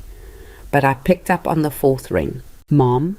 His voice was shaky, uncertain. Nothing like the cold tone he'd used at the mediation. Brandon? Marcus called. Said you told them to give me a neutral reference for Henderson. I don't understand why you do that. Because I'm not trying to destroy you, I said quietly. I'm trying to teach you something. There's a difference. Silence on the other end. Then, so quiet I almost missed it. I'm sorry. The words hung between us. I waited for more. For an explanation, a justification, something that would help me understand how he'd become the person who tried to throw me out of my house. But that was all he said. Just those 2 words, raw and broken. I know you are, I said finally. But sorry doesn't fix what you did. I know it doesn't. His voice cracked. I don't know how to fix this. I don't know how to make you understand that I never meant to hurt you, that I was just what? Trying to help. That's what Vanessa keeps saying, but I don't see how forcing me out of my home was helping. Vanessa thought. He stopped. Started again. I thought you'd be better off somewhere smaller, somewhere with less maintenance, and the house was worth so much and you needed money, I finished. For the house you were trying to buy, for the life you couldn't actually afford. Yes, he whispered. Yes, and I know how terrible that sounds. I know what it makes me. But Mom, I swear, I never thought about it as taking from you. I thought about it as managing assets, as being practical. I'm not an asset, Brandon. I'm your mother. I know that now. He was crying. I could hear it in his voice, the way it shook and cracked. I miss him, I miss Dad, and I miss you. And I don't know how to fix what I broke. My own tears were running down my face now, hot and silent. I don't know either. Will you ever forgive me? The question I'd been dreading because I didn't know the answer. I don't know, I said honestly. Maybe someday, but not yet. Not until you understand what you took from me. Not just the money or the house. The dignity, the respect, the assumption that my own child would protect me instead of trying to get rid of me. I'll pay back every penny, he said desperately. Every single penny with interest. I'll spend the rest of my life making this right. It's not about the money, Brandon. It never was. Then what is it about? I looked around my empty living room, at Richard's chair that nobody sat in, at the photographs on the mantel showing our family when we'd still been a family, at the life I'd built that had almost been taken away from me. It's about knowing my worth, I said finally. It's about understanding that I matter, that my life matters, that I'm not just some inconvenient old woman waiting to die so everyone else can divide up my things. I never thought that, Brandon said. I swear to you, I never. Yes, you did. Maybe not consciously, maybe not in those exact words, but when you sat across from me and told me to pack my bags, that's what you were saying, that my existence was inconvenient, that your life would be easier if I just disappeared. The silence stretched so long, I thought he'd hung up. I'm going to fix this, he said finally. I don't know how yet, but I'm going to fix this. I'm going to prove to you that I'm not the person you think I am. I hope so, I said. I really do, because I miss my son, the real one, the one who used to build me Mother's Day cards and cried at sad movies. That kid was good, he was kind, and I have to believe he's still in there somewhere. He is, Brandon whispered. I promise you, Mom, he is. We hung up shortly after, both of us too emotional to say anything else coherent. I sat in the dark living room for a long time, holding the phone, wondering if I'd just made a huge mistake, if I'd shown weakness at exactly the moment I needed to stay strong.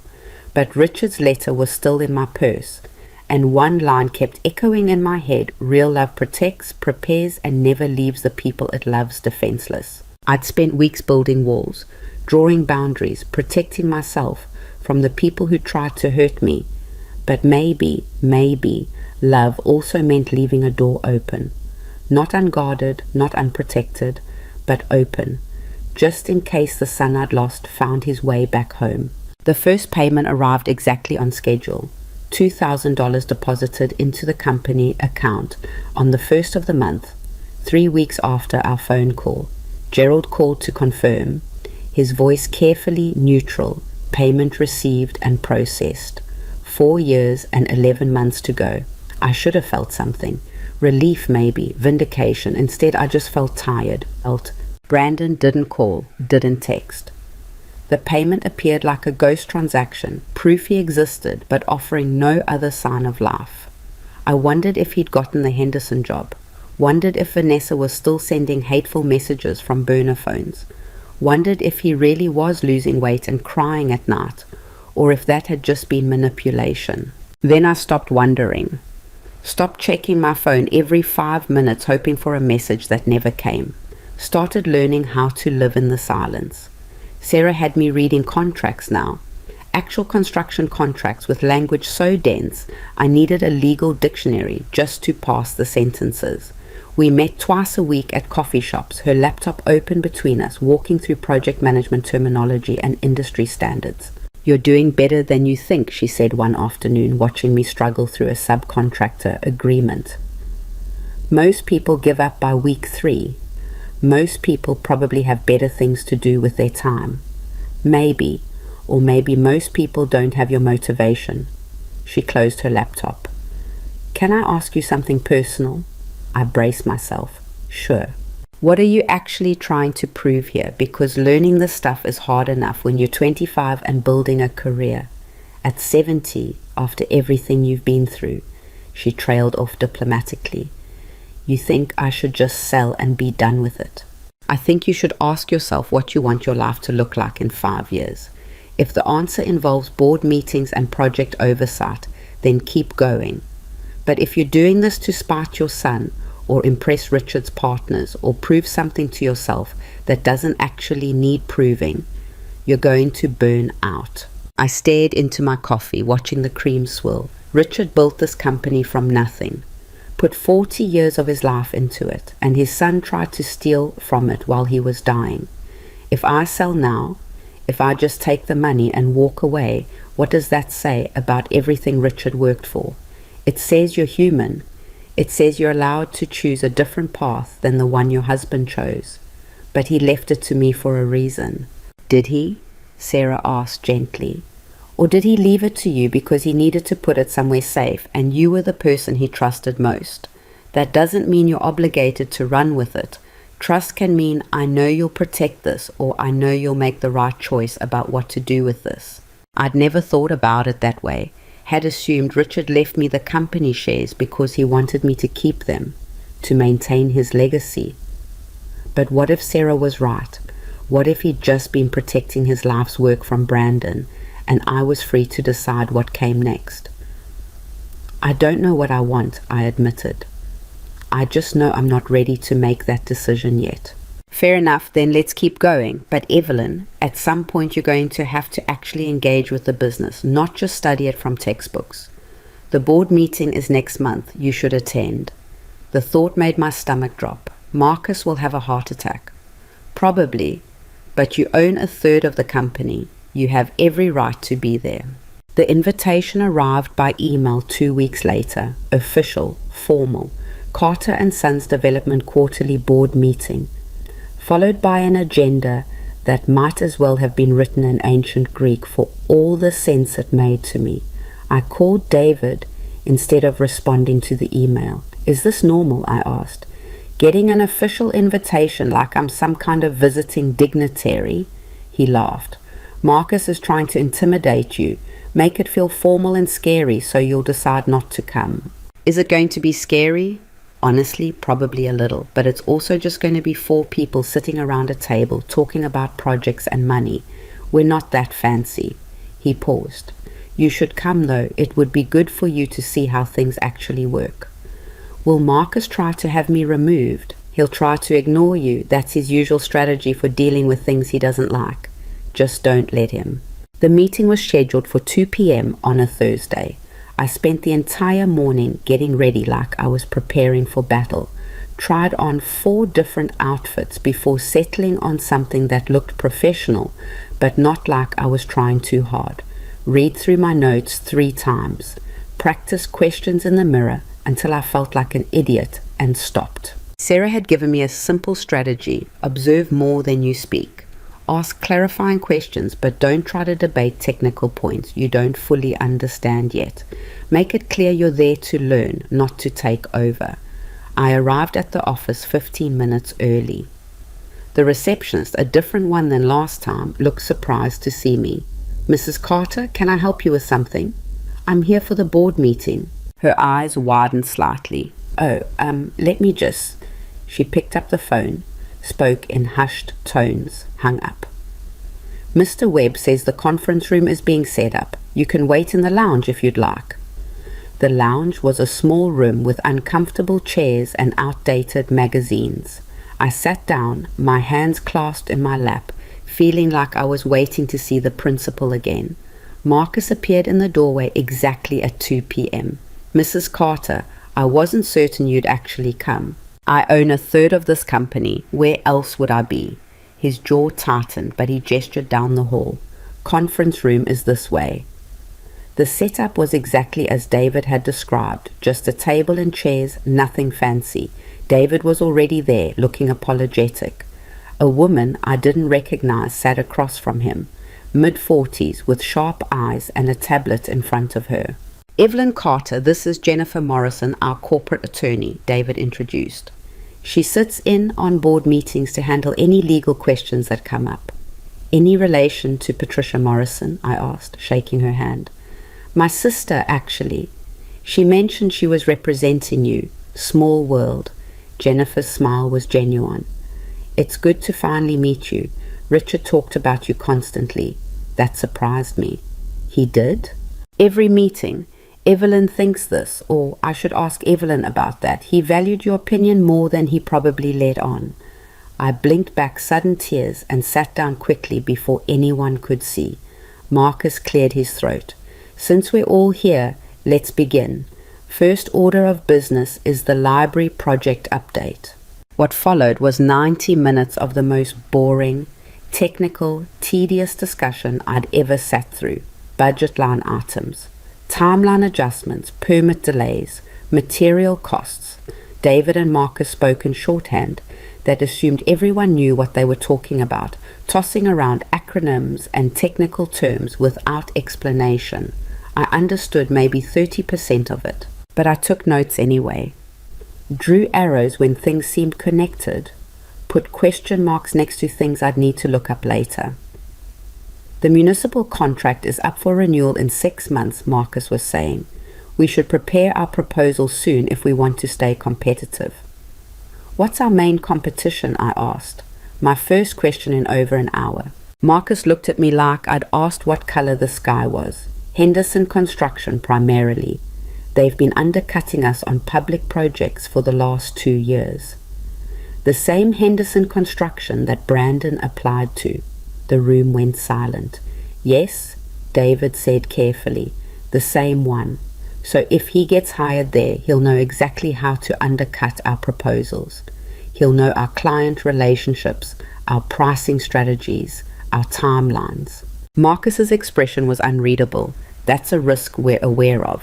But you gave him a neutral reference anyway." I wasn't accusing, just trying to understand.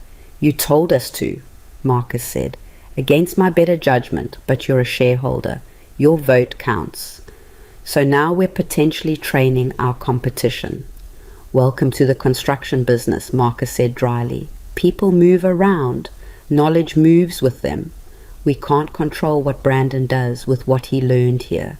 But we can control whether we make it easy for him," I pointed out. "Are there clients or projects we should be protecting? Information we should be securing?" David and Marcus exchanged looks. "That's not a crazy question," Jennifer interjected. "If there's concern about proprietary information being shared with competitors, there are steps we can take. Non-disclosure agreements, limiting access to sensitive files, that kind of thing." "The damage is already done," Marcus said. "Brandon was project supervisor on multiple jobs. He knows our client lists, our subcontractors, our profit margins. Locking the barn door now doesn't help when the horse is already gone." "So what do we do?" I asked. "Just accept that he's going to take everything he knows to Henderson?" "We do better work," David said simply. "We maintain our reputation. We stay competitive. Brandon knows our strategies, but he doesn't know how to build what Richard built. The relationships, the trust, that's not something you can steal." I thought about that, about Richard spending 40 years building something that couldn't be reduced to spreadsheets and technical knowledge, something that lived in handshakes and kept promises and showing up when you said you would. Brandon had access to the data, but he'd never understood the heart of it. "The library opens next month," David continued. "We should finalize plans for the ceremony. The mayor's office wants a ribbon cutting, media coverage, the whole thing." "Richard should be cutting that ribbon," I said quietly. "We're planning a memorial plaque," David said, "bronze with his name and a dedication. It'll be mounted in the main entrance." Something in my chest cracked. A plaque. Cold metal with Richard's name on it in the building he'd poured his heart into during his final months. "Will Brandon be invited?" I asked. Marcus made a disgusted sound. "Why would we invite someone who stole from the project? Because he's Richard's son," I said. "Like it or not, he's part of the story, and Richard would want him there." "Richard spent his last weeks devastated by what Brandon did," Marcus shot back. "I don't think he'd want Brandon anywhere near that ceremony." "You don't know that," I said, my voice rising despite my attempt to stay calm. "You're making assumptions about what Richard would want based on your own feelings about Brandon. And you're making decisions based on guilt," Marcus countered. Guilt that you're estranged from your son. Guilt that Richard died disappointed in him. But guilt isn't a business strategy, Mrs. Carter. It's a liability. Marcus, Jennifer warned. But he was on a roll now. Do you know what's going to happen if Henderson hires Brandon? They're going to put him on every project that competes with ours. They're going to use his knowledge to undercut our bids and steal our clients. And you want to invite him to a ceremony celebrating his father's work, the work he stole from? I want to leave a door open, I said, for my son to find his way back to being a decent human being. That's not guilt, that's hope. Hope doesn't pay the bills, Marcus said flatly. Hope doesn't protect our business from someone who's already proven he'll betray us. You want to be generous? Fine. Be generous with your own money, but don't make decisions that affect this company based on your emotional relationship with someone who's proven he can't be trusted. I stood up, my chair scraping loudly against the floor. This meeting is over. Excuse me? Marcus looked stunned. I said this meeting is over. I'm done listening to you lecture me about business decisions when you can't separate your contempt for my son from your professional responsibilities. I'm being realistic. You're being cruel. There's a difference. I gathered my notes, my hand shaking. David, send me the information about the ceremony. I'll make my own decision about whether Brandon should be invited. Marcus, if you have a problem with that, you're welcome to buy me out. Otherwise, this is how it's going to work. I walked out before anyone could respond, adrenaline making my heart pound so hard I thought I might pass out in the hallway. I made it to my car before the shaking got bad enough that I had to sit in the driver's seat gripping the steering wheel, trying to remember how to breathe. That had been a disaster. I'd lost my temper, played right into Marcus's hands, proven I was exactly the emotional, incompetent shareholder he thought I was. My phone buzzed. A text from David. That was actually pretty badass. Marcus is still sputtering. Jennifer says to tell you that as a shareholder, you absolutely have the authority to end a meeting whenever you want. Also, I think you should invite Brandon to the ceremony. Richard would have wanted him there. Not because Brandon deserves it, but because Richard believed in second chances. I stared at the message for a long time. Then I scrolled through my contacts until I found Brandon's number. My finger hovered over the call button. I'd left the door open. Said I was willing to see if he could change. But actually reaching out, actually taking the first step toward any kind of reconciliation, that felt impossible. But Richard had believed in second chances, had spent his life building something meaningful instead of just profitable, had protected me even when it meant going behind Brandon's back, but had never completely given up on his son. I pressed call before I could change my mind. It rang 4 times. I was about to hang up when Brandon answered. Mom? He sounded shocked, wary. The library project is finished, I said without preamble. The one you were working on before everything. There's going to be an opening ceremony next month, a ribbon cutting. Okay? They're putting up a memorial plaque for your father, bronze in the main entrance. Silence. Then, he deserves that, more than that, but it's something. I'm inviting you to the ceremony. The words came out in a rush. Not because you've earned it, not because everything is magically fixed between us, but because your father would want you there, and I'm trying to honor what he would have wanted. More silence. Long enough that I thought maybe he'd hung up. Vanessa won't come, he said finally. She says the whole thing is performative, that you're just trying to make yourself look good. I don't care if Vanessa comes. I'm inviting you. I don't know if I can face David and Marcus. After everything I did, then don't come. But you're invited. What you do with that is your choice. Mom, his voice cracked. I got the Henderson job.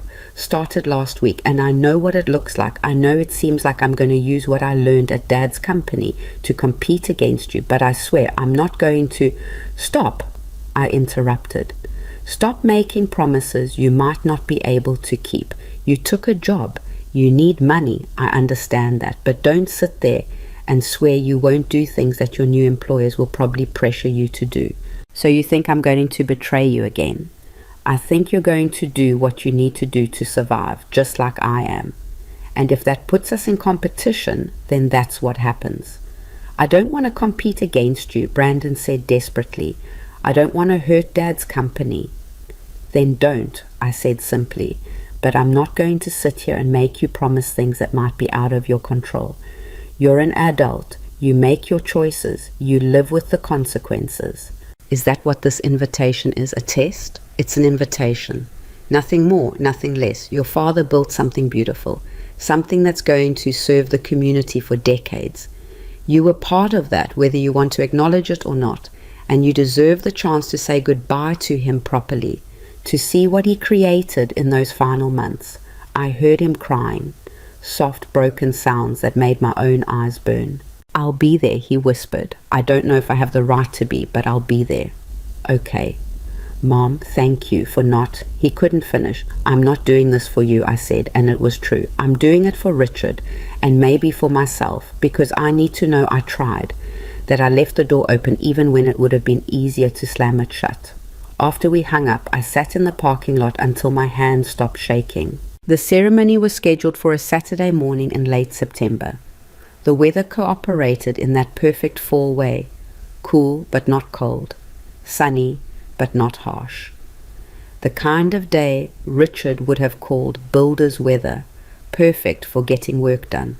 I arrived early, before the crowd gathered. The library looked stunning. All the scaffolding was gone, the brick cleaned and repointed, the windows sparkling. A banner hung over the entrance, grand reopening, community library. David was already inside, overseeing the final setup. He smiled when he saw me. You look nice. I'd worn the dress Richard always said was his favorite. Dark blue with small white flowers. Nothing fancy, but it made me feel close to him somehow. Is the plaque up? I asked. Just finished installing it this morning. Come see. He led me to the main entrance, and there it was, bronze and beautiful, mounted at eye level on the restored brick wall, in memory of Richard Carter, 1954 to 2026, whose vision and dedication restored this building for future generations. I traced the letters with my fingers, feeling the metal warm under my touch. It's perfect, I whispered. He'd hate it, David said with a sad smile. He never wanted recognition, just wanted to build something that mattered. He did. He built a lot of things that mattered. He built you up too, you know, in that trust, in the protections. He built a fortress around you because you mattered more than anything. I nodded, not trusting myself to speak. People started arriving around 10. Community members, city officials, the mayor in a suit that looked too tight. The library staff grateful and excited. Local press with cameras. And then I saw him, Brandon, standing at the edge of the crowd, wearing a suit I didn't recognize. He looked thin, tired, older than his 28 years. He saw me at the same moment. Our eyes met across the crowd, and something passed between us.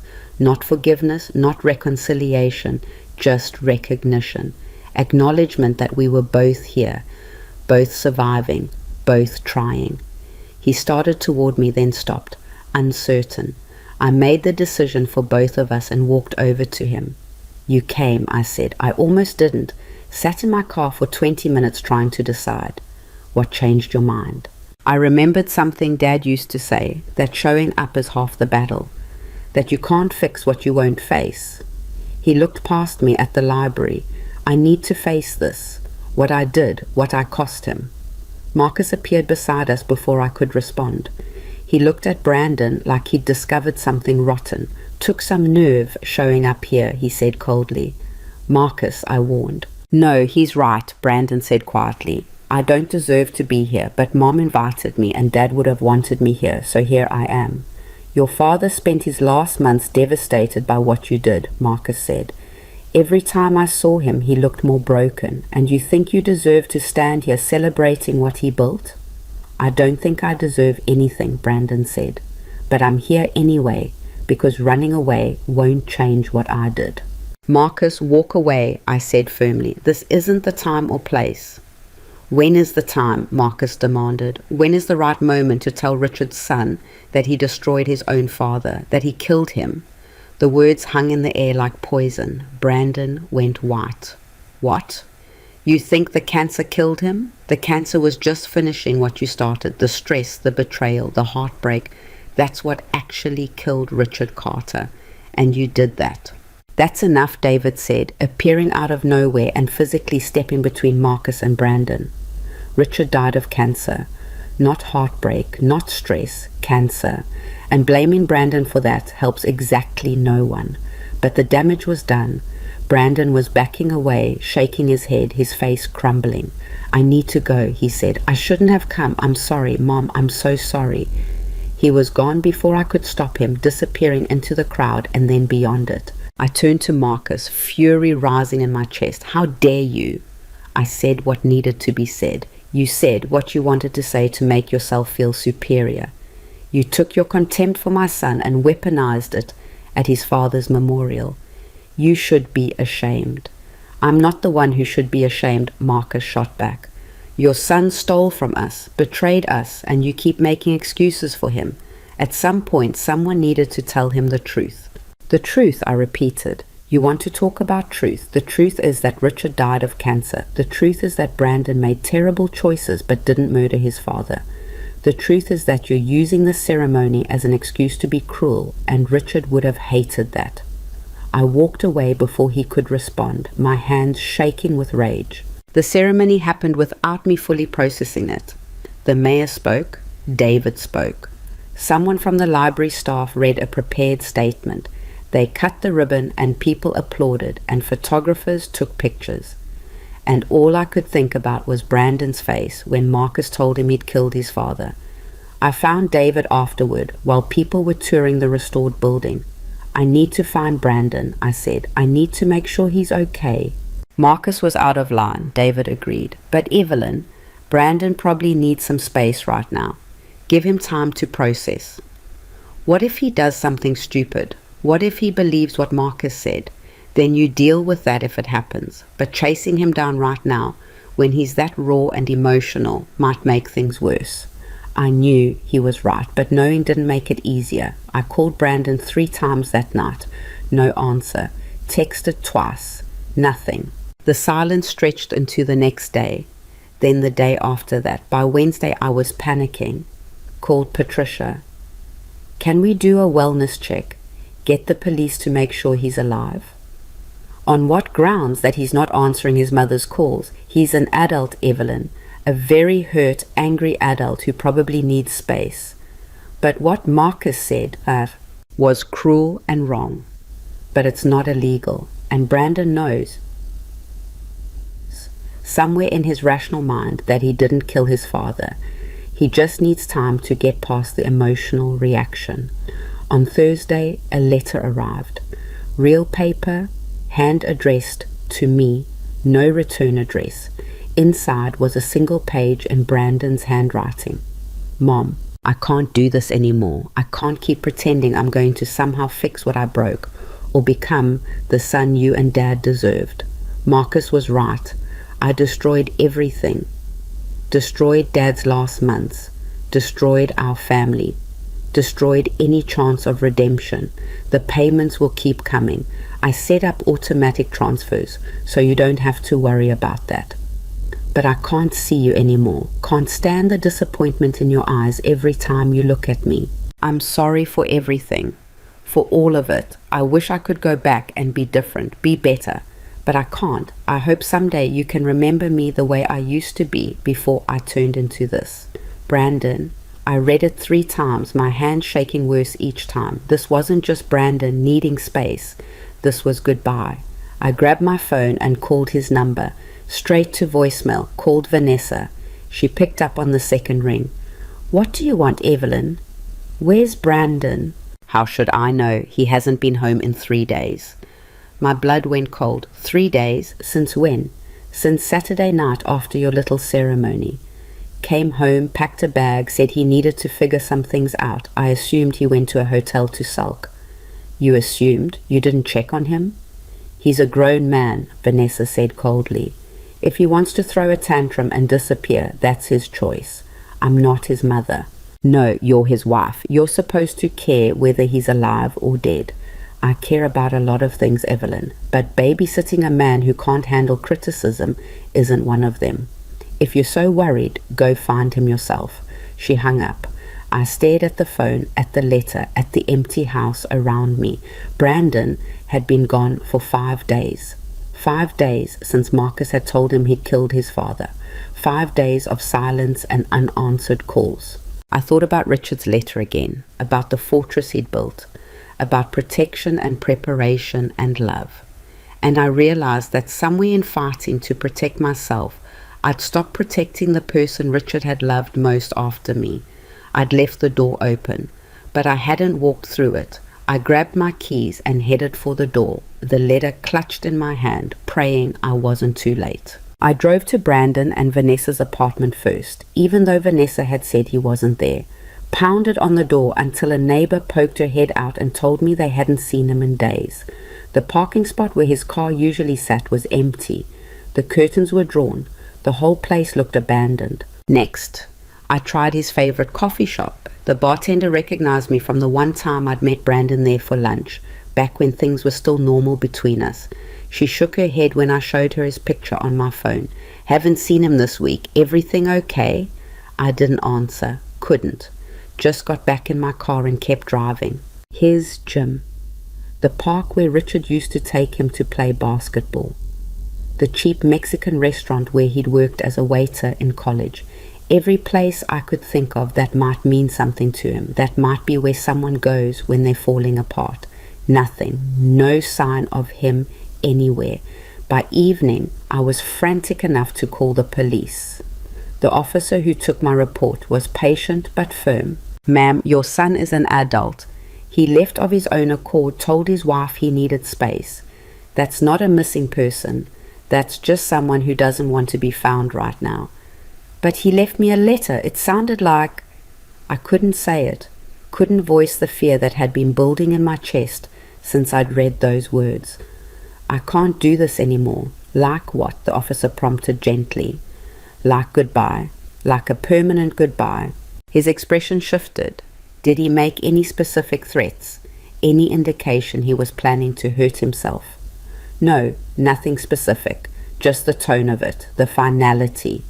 "I can file a report, put out a BOLO, be on the lookout. But unless there's evidence of imminent danger, there's not much else we can do." He handed me a card. "If you hear from him, or if you find any concrete evidence he's in danger, call this number immediately."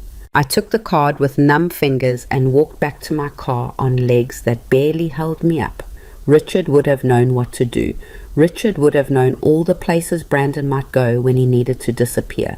They'd had that father-son shorthand, that understanding I'd never quite been part of.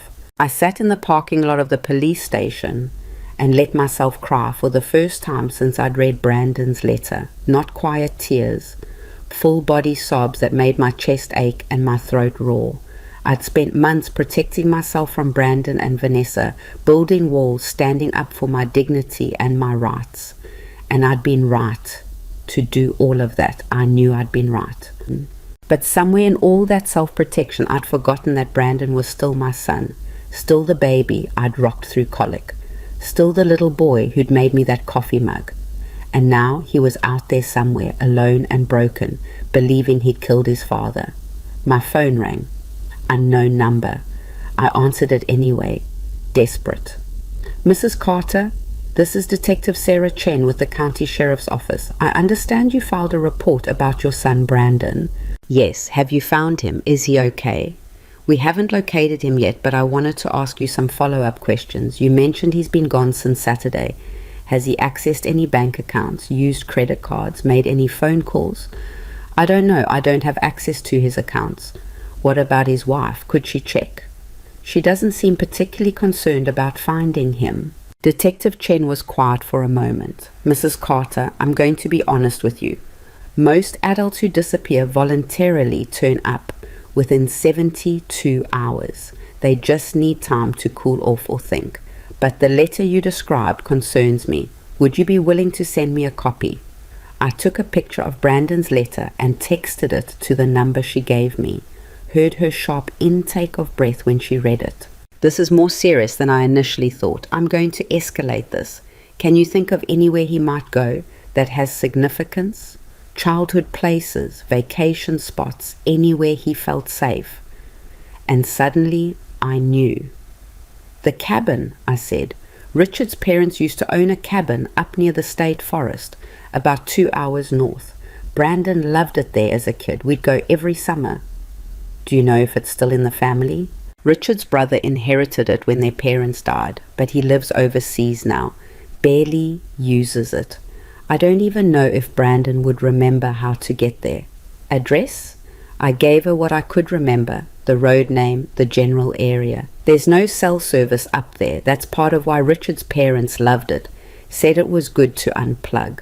That's why we haven't been able to track his phone, Detective Chen said. Mrs. Carter, I'm going to send a unit up there to check. It might take a few hours. That's pretty remote territory. I'm going too, I said, already starting my car. I'd rather you stay where we can reach you. That's my son. If he's up there, if he's done something stupid because he thinks he killed his father, I need to be there. I need to tell him the truth. Mrs. Carter, I'm going. You can meet me there or not, but I'm going. I hung up before she could argue and headed for the highway. The drive felt endless. 2 hours that stretched into eternity, the sun setting behind me, darkness creeping in from all sides. The roads got narrower and rougher as I got closer, paved highway giving way to gravel, then to dirt tracks I barely remembered. My phone lost signal about 40 minutes in.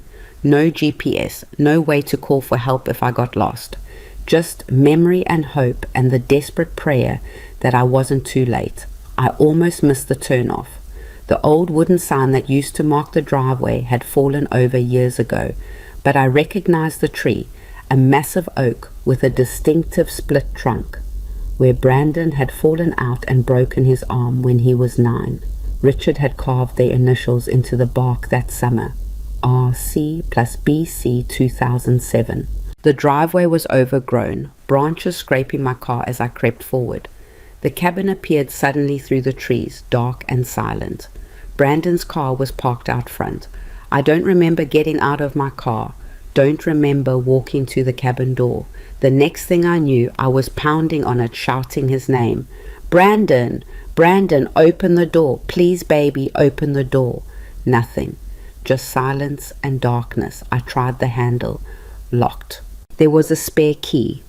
Richard's brother had shown us years ago, hidden under a fake rock by the back porch.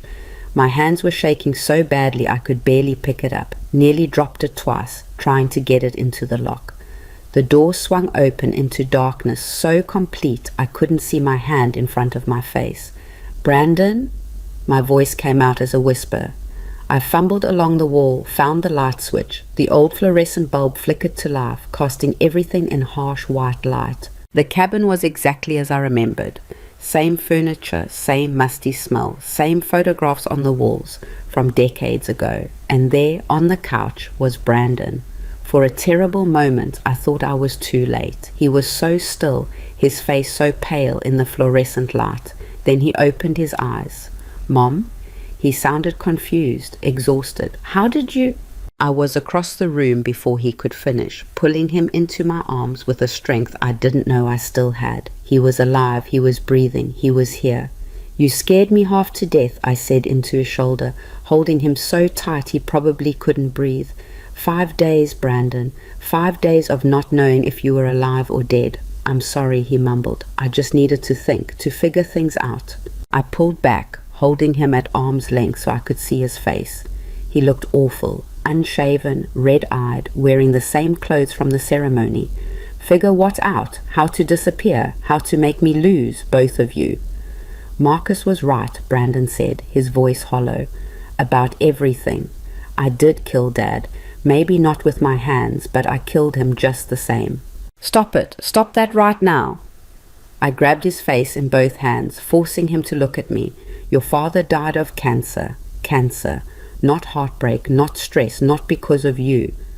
But the stress made it worse, the betrayal, finding out what I'd done to the company It had nothing to do with anything, I said firmly.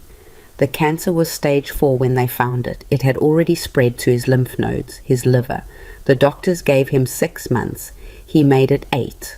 That wasn't because of you. That was Richard being stubborn and refusing to leave until he'd built every protection around me he could think of.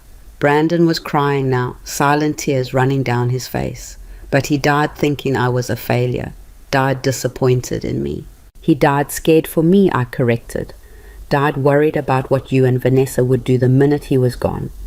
And he was right to worry, wasn't he? You came for me less than a week after we buried him. I know what I did, and I can't live with it anymore. Can't wake up every morning knowing I destroyed everything, hurt everyone I was supposed to love. Then don't live with it, I said. Change it. He laughed bitterly. How? How do I change what I've already done? By doing better. By being better. By proving that the person you became wasn't the person you really are. I sat down beside him on the couch, still holding his hand like I used to when he was little and scared of thunderstorms. Marcus was wrong about all of it. Yes, you made terrible choices. Yes, you hurt people, but you didn't kill your father and you're not beyond redemption. You don't know that. I do know that because I know you. The real you. The kid who cried when his goldfish died. The teenager who worked 3 jobs to help pay for college because he didn't want us to take on more debt. That person is still in there. He's just been buried under years of bad choices and worse influences. Vanessa, Brandon said quietly. You're talking about Vanessa. I'm talking about both of you, about the life you built together that was based on things that don't matter, money and status and keeping up appearances. Your father and I never had much money. We had this little house and his truck and each other, and it was enough, more than enough. Dad built a multi-million-dollar company, Brandon pointed out. He had plenty of money. By the time he died, yes, but we didn't know that would happen when we got married. We just knew we loved each other and wanted to build something together. The money came later, and your father never let it change who he was. I squeezed his hand. You let it change you. Let Vanessa convince you that worth was measured in dollar signs and square footage.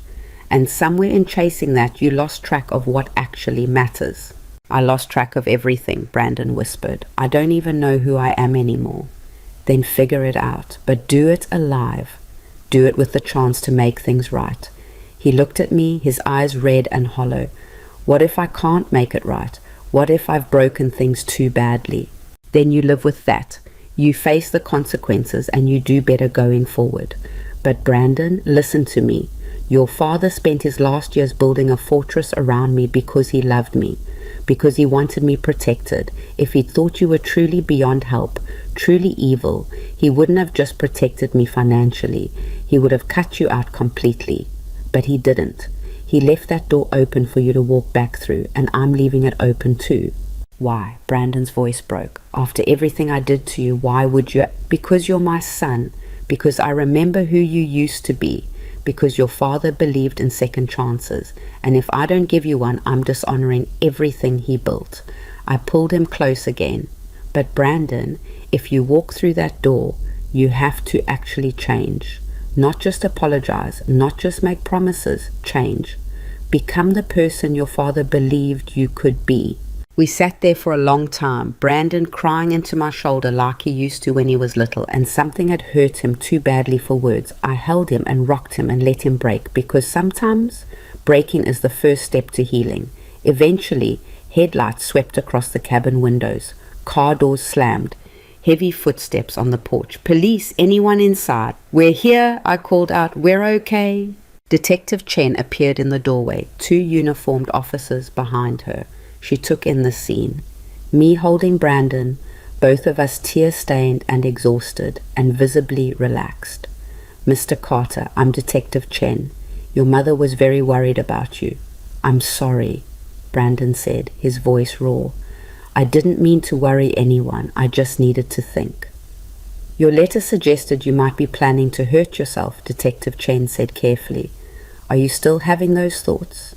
Brandon was quiet for a long moment. Then, No, not anymore. I just needed someone to remind me why I should keep going. Do you have a therapist? Someone you can talk to? No. I'm going to give you some resources. Crisis hotlines, therapists who specialize in this kind of thing. I want you to promise me you'll call one of them. She handed him a card. And Mr. Carter, next time you need to disappear to think, tell someone where you're going. Your mother's been driving around for 6 hours looking for you. After the police left, I drove Brandon back to the city. He sat in the passenger seat staring out the window, not speaking. But he was there, present, alive. We didn't go to his apartment.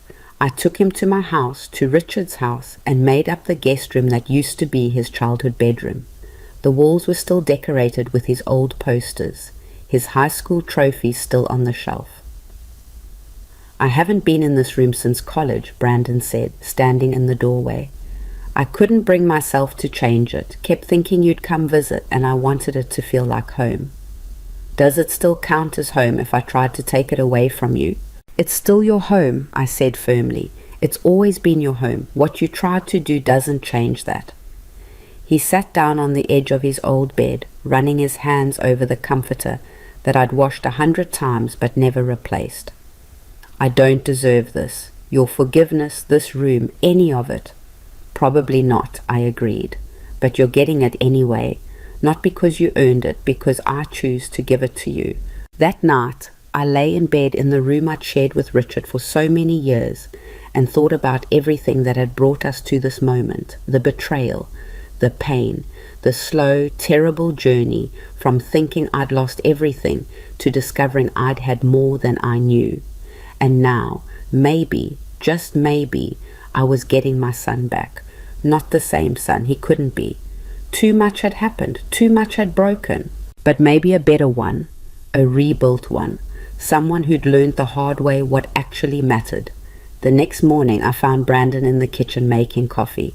He looked better, still exhausted, still carrying the weight of everything he'd done, but better. I called Henderson, he said without preamble. Told them I couldn't take the job, that it was a conflict of interest. I blinked, surprised. You quit? I never really started, only worked there a week. Spent most of that time feeling sick about competing against Dad's company. He poured coffee into 2 mugs, mine and the one he'd made as a kid. I don't know what I'm going to do for money. The payments to the company are going to drain my savings pretty quickly, but I couldn't keep working there. Couldn't look at myself in the mirror. What did Vanessa say? His expression darkened. Haven't told her yet, she's going to lose it. We were counting on that salary to keep up with our expenses. What expenses? I thought you were renting. We are, but the rent's $3,200 a month, plus the car payments, the credit cards, the lifestyle we've been pretending we can afford. He laughed bitterly. We're drowning in debt, Mom. Have been for 2 years. That's why the house sale meant so much to us. We thought if we could just get that down payment, we could refinance everything, start over. Start over by stealing my house, I said flatly. Yeah, I know how it sounds. I know what it makes us. He set down his coffee mug. I'm leaving her. Vanessa, I'm done. That surprised me more than anything else. Are you sure? She called me 3 times while I was at the cabin, not to check if I was okay, to tell me I was being dramatic and that I needed to come home and deal with reality. She doesn't care about me. She cares about what I can provide, and I can't provide anything anymore. Brandon, don't make major life decisions when you're this raw. I'm not being raw, I'm being clear. For the first time in years, I'm actually seeing clearly. He looked at me. Dad saw it, saw what she was doing to me, tried to warn me, but I didn't listen. Thought he was being judgmental, but he was right. About her, about everything. I thought about Vanessa's perfectly manicured rage. The way she'd orchestrated everything, pushed Brandon toward choices that served her ambitions. The way she disappeared the moment things got difficult, leaving him alone in his crisis. What will you do? I asked. Where will you go? I was hoping I could stay here. Just for a little while. Until I figure things out, I'll pay rent, help with the house, whatever you need. Stop, I interrupted. You're not paying rent. You're my son. This is your home. Stay as long as you need. Relief washed over his face. Thank you. I don't deserve. We're done talking about what you deserve, I said firmly. From now on, we talk about what you're going to do to earn back trust, starting with a real apology, not just to me, to David and Marcus at the company, to the clients you stole from, to everyone your choices affected. Marcus will never forgive me. Maybe not, but you apologize anyway. You own what you did. You face the consequences. That's what being an adult means. Over the next few weeks, I watched Brandon slowly start to rebuild. He moved his things out of the apartment while Vanessa was at work, left her a note and his key. She called me exactly once, screaming about how I'd poisoned her husband against her, how this was all my fault. I hung up halfway through and blocked her number. Brandon started therapy, the kind where you actually work on yourself, not just complain about your problems. He got a job at a hardware store, nothing fancy, nothing that used his degree, but honest work that paid enough to cover his expenses and his debt payments. And slowly, painfully, he started making amends. The meeting with David and Marcus was brutal. I went with him for moral support, though Patricia had advised against it. This is his amends to make, she'd said. You being there might make it harder for him to fully own it. But I went anyway. Sat in the back of the conference room while Brandon stood in front of the men whose trust he'd betrayed. I'm not here to make excuses, he started. I stole from this company, from my father's legacy, from clients who trusted us. I falsified invoices, diverted materials, and lied to cover it up, and I'm sorry. Marcus's expression was stone. Sorry doesn't rebuild a timeline. Sorry doesn't restore client trust. No, it doesn't. Nothing I say will undo what I did, but I'm paying back every penny with interest, and I wanted to say this to your faces, to acknowledge the damage I caused to something my father spent his life building. Why should we believe this isn't just another manipulation? Marcus demanded. Another performance to get back in your mother's good graces. You shouldn't believe it, Brandon said simply. You should watch what I do, not listen to what I say. If my actions don't prove I've changed, then my words are meaningless anyway. David leaned forward. What do you want from us, Brandon? Forgiveness? Because I'm not sure you're going to get that from Marcus.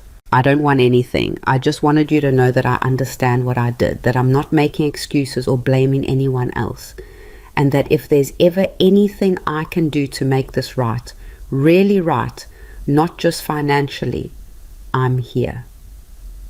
After they left, Marcus turned to me. You believe him?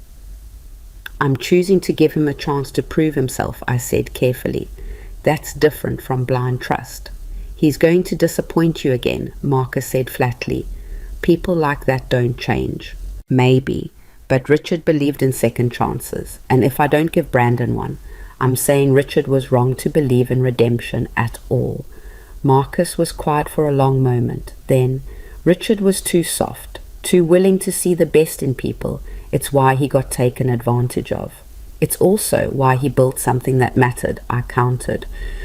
Why people loved working with him, why clients trusted him.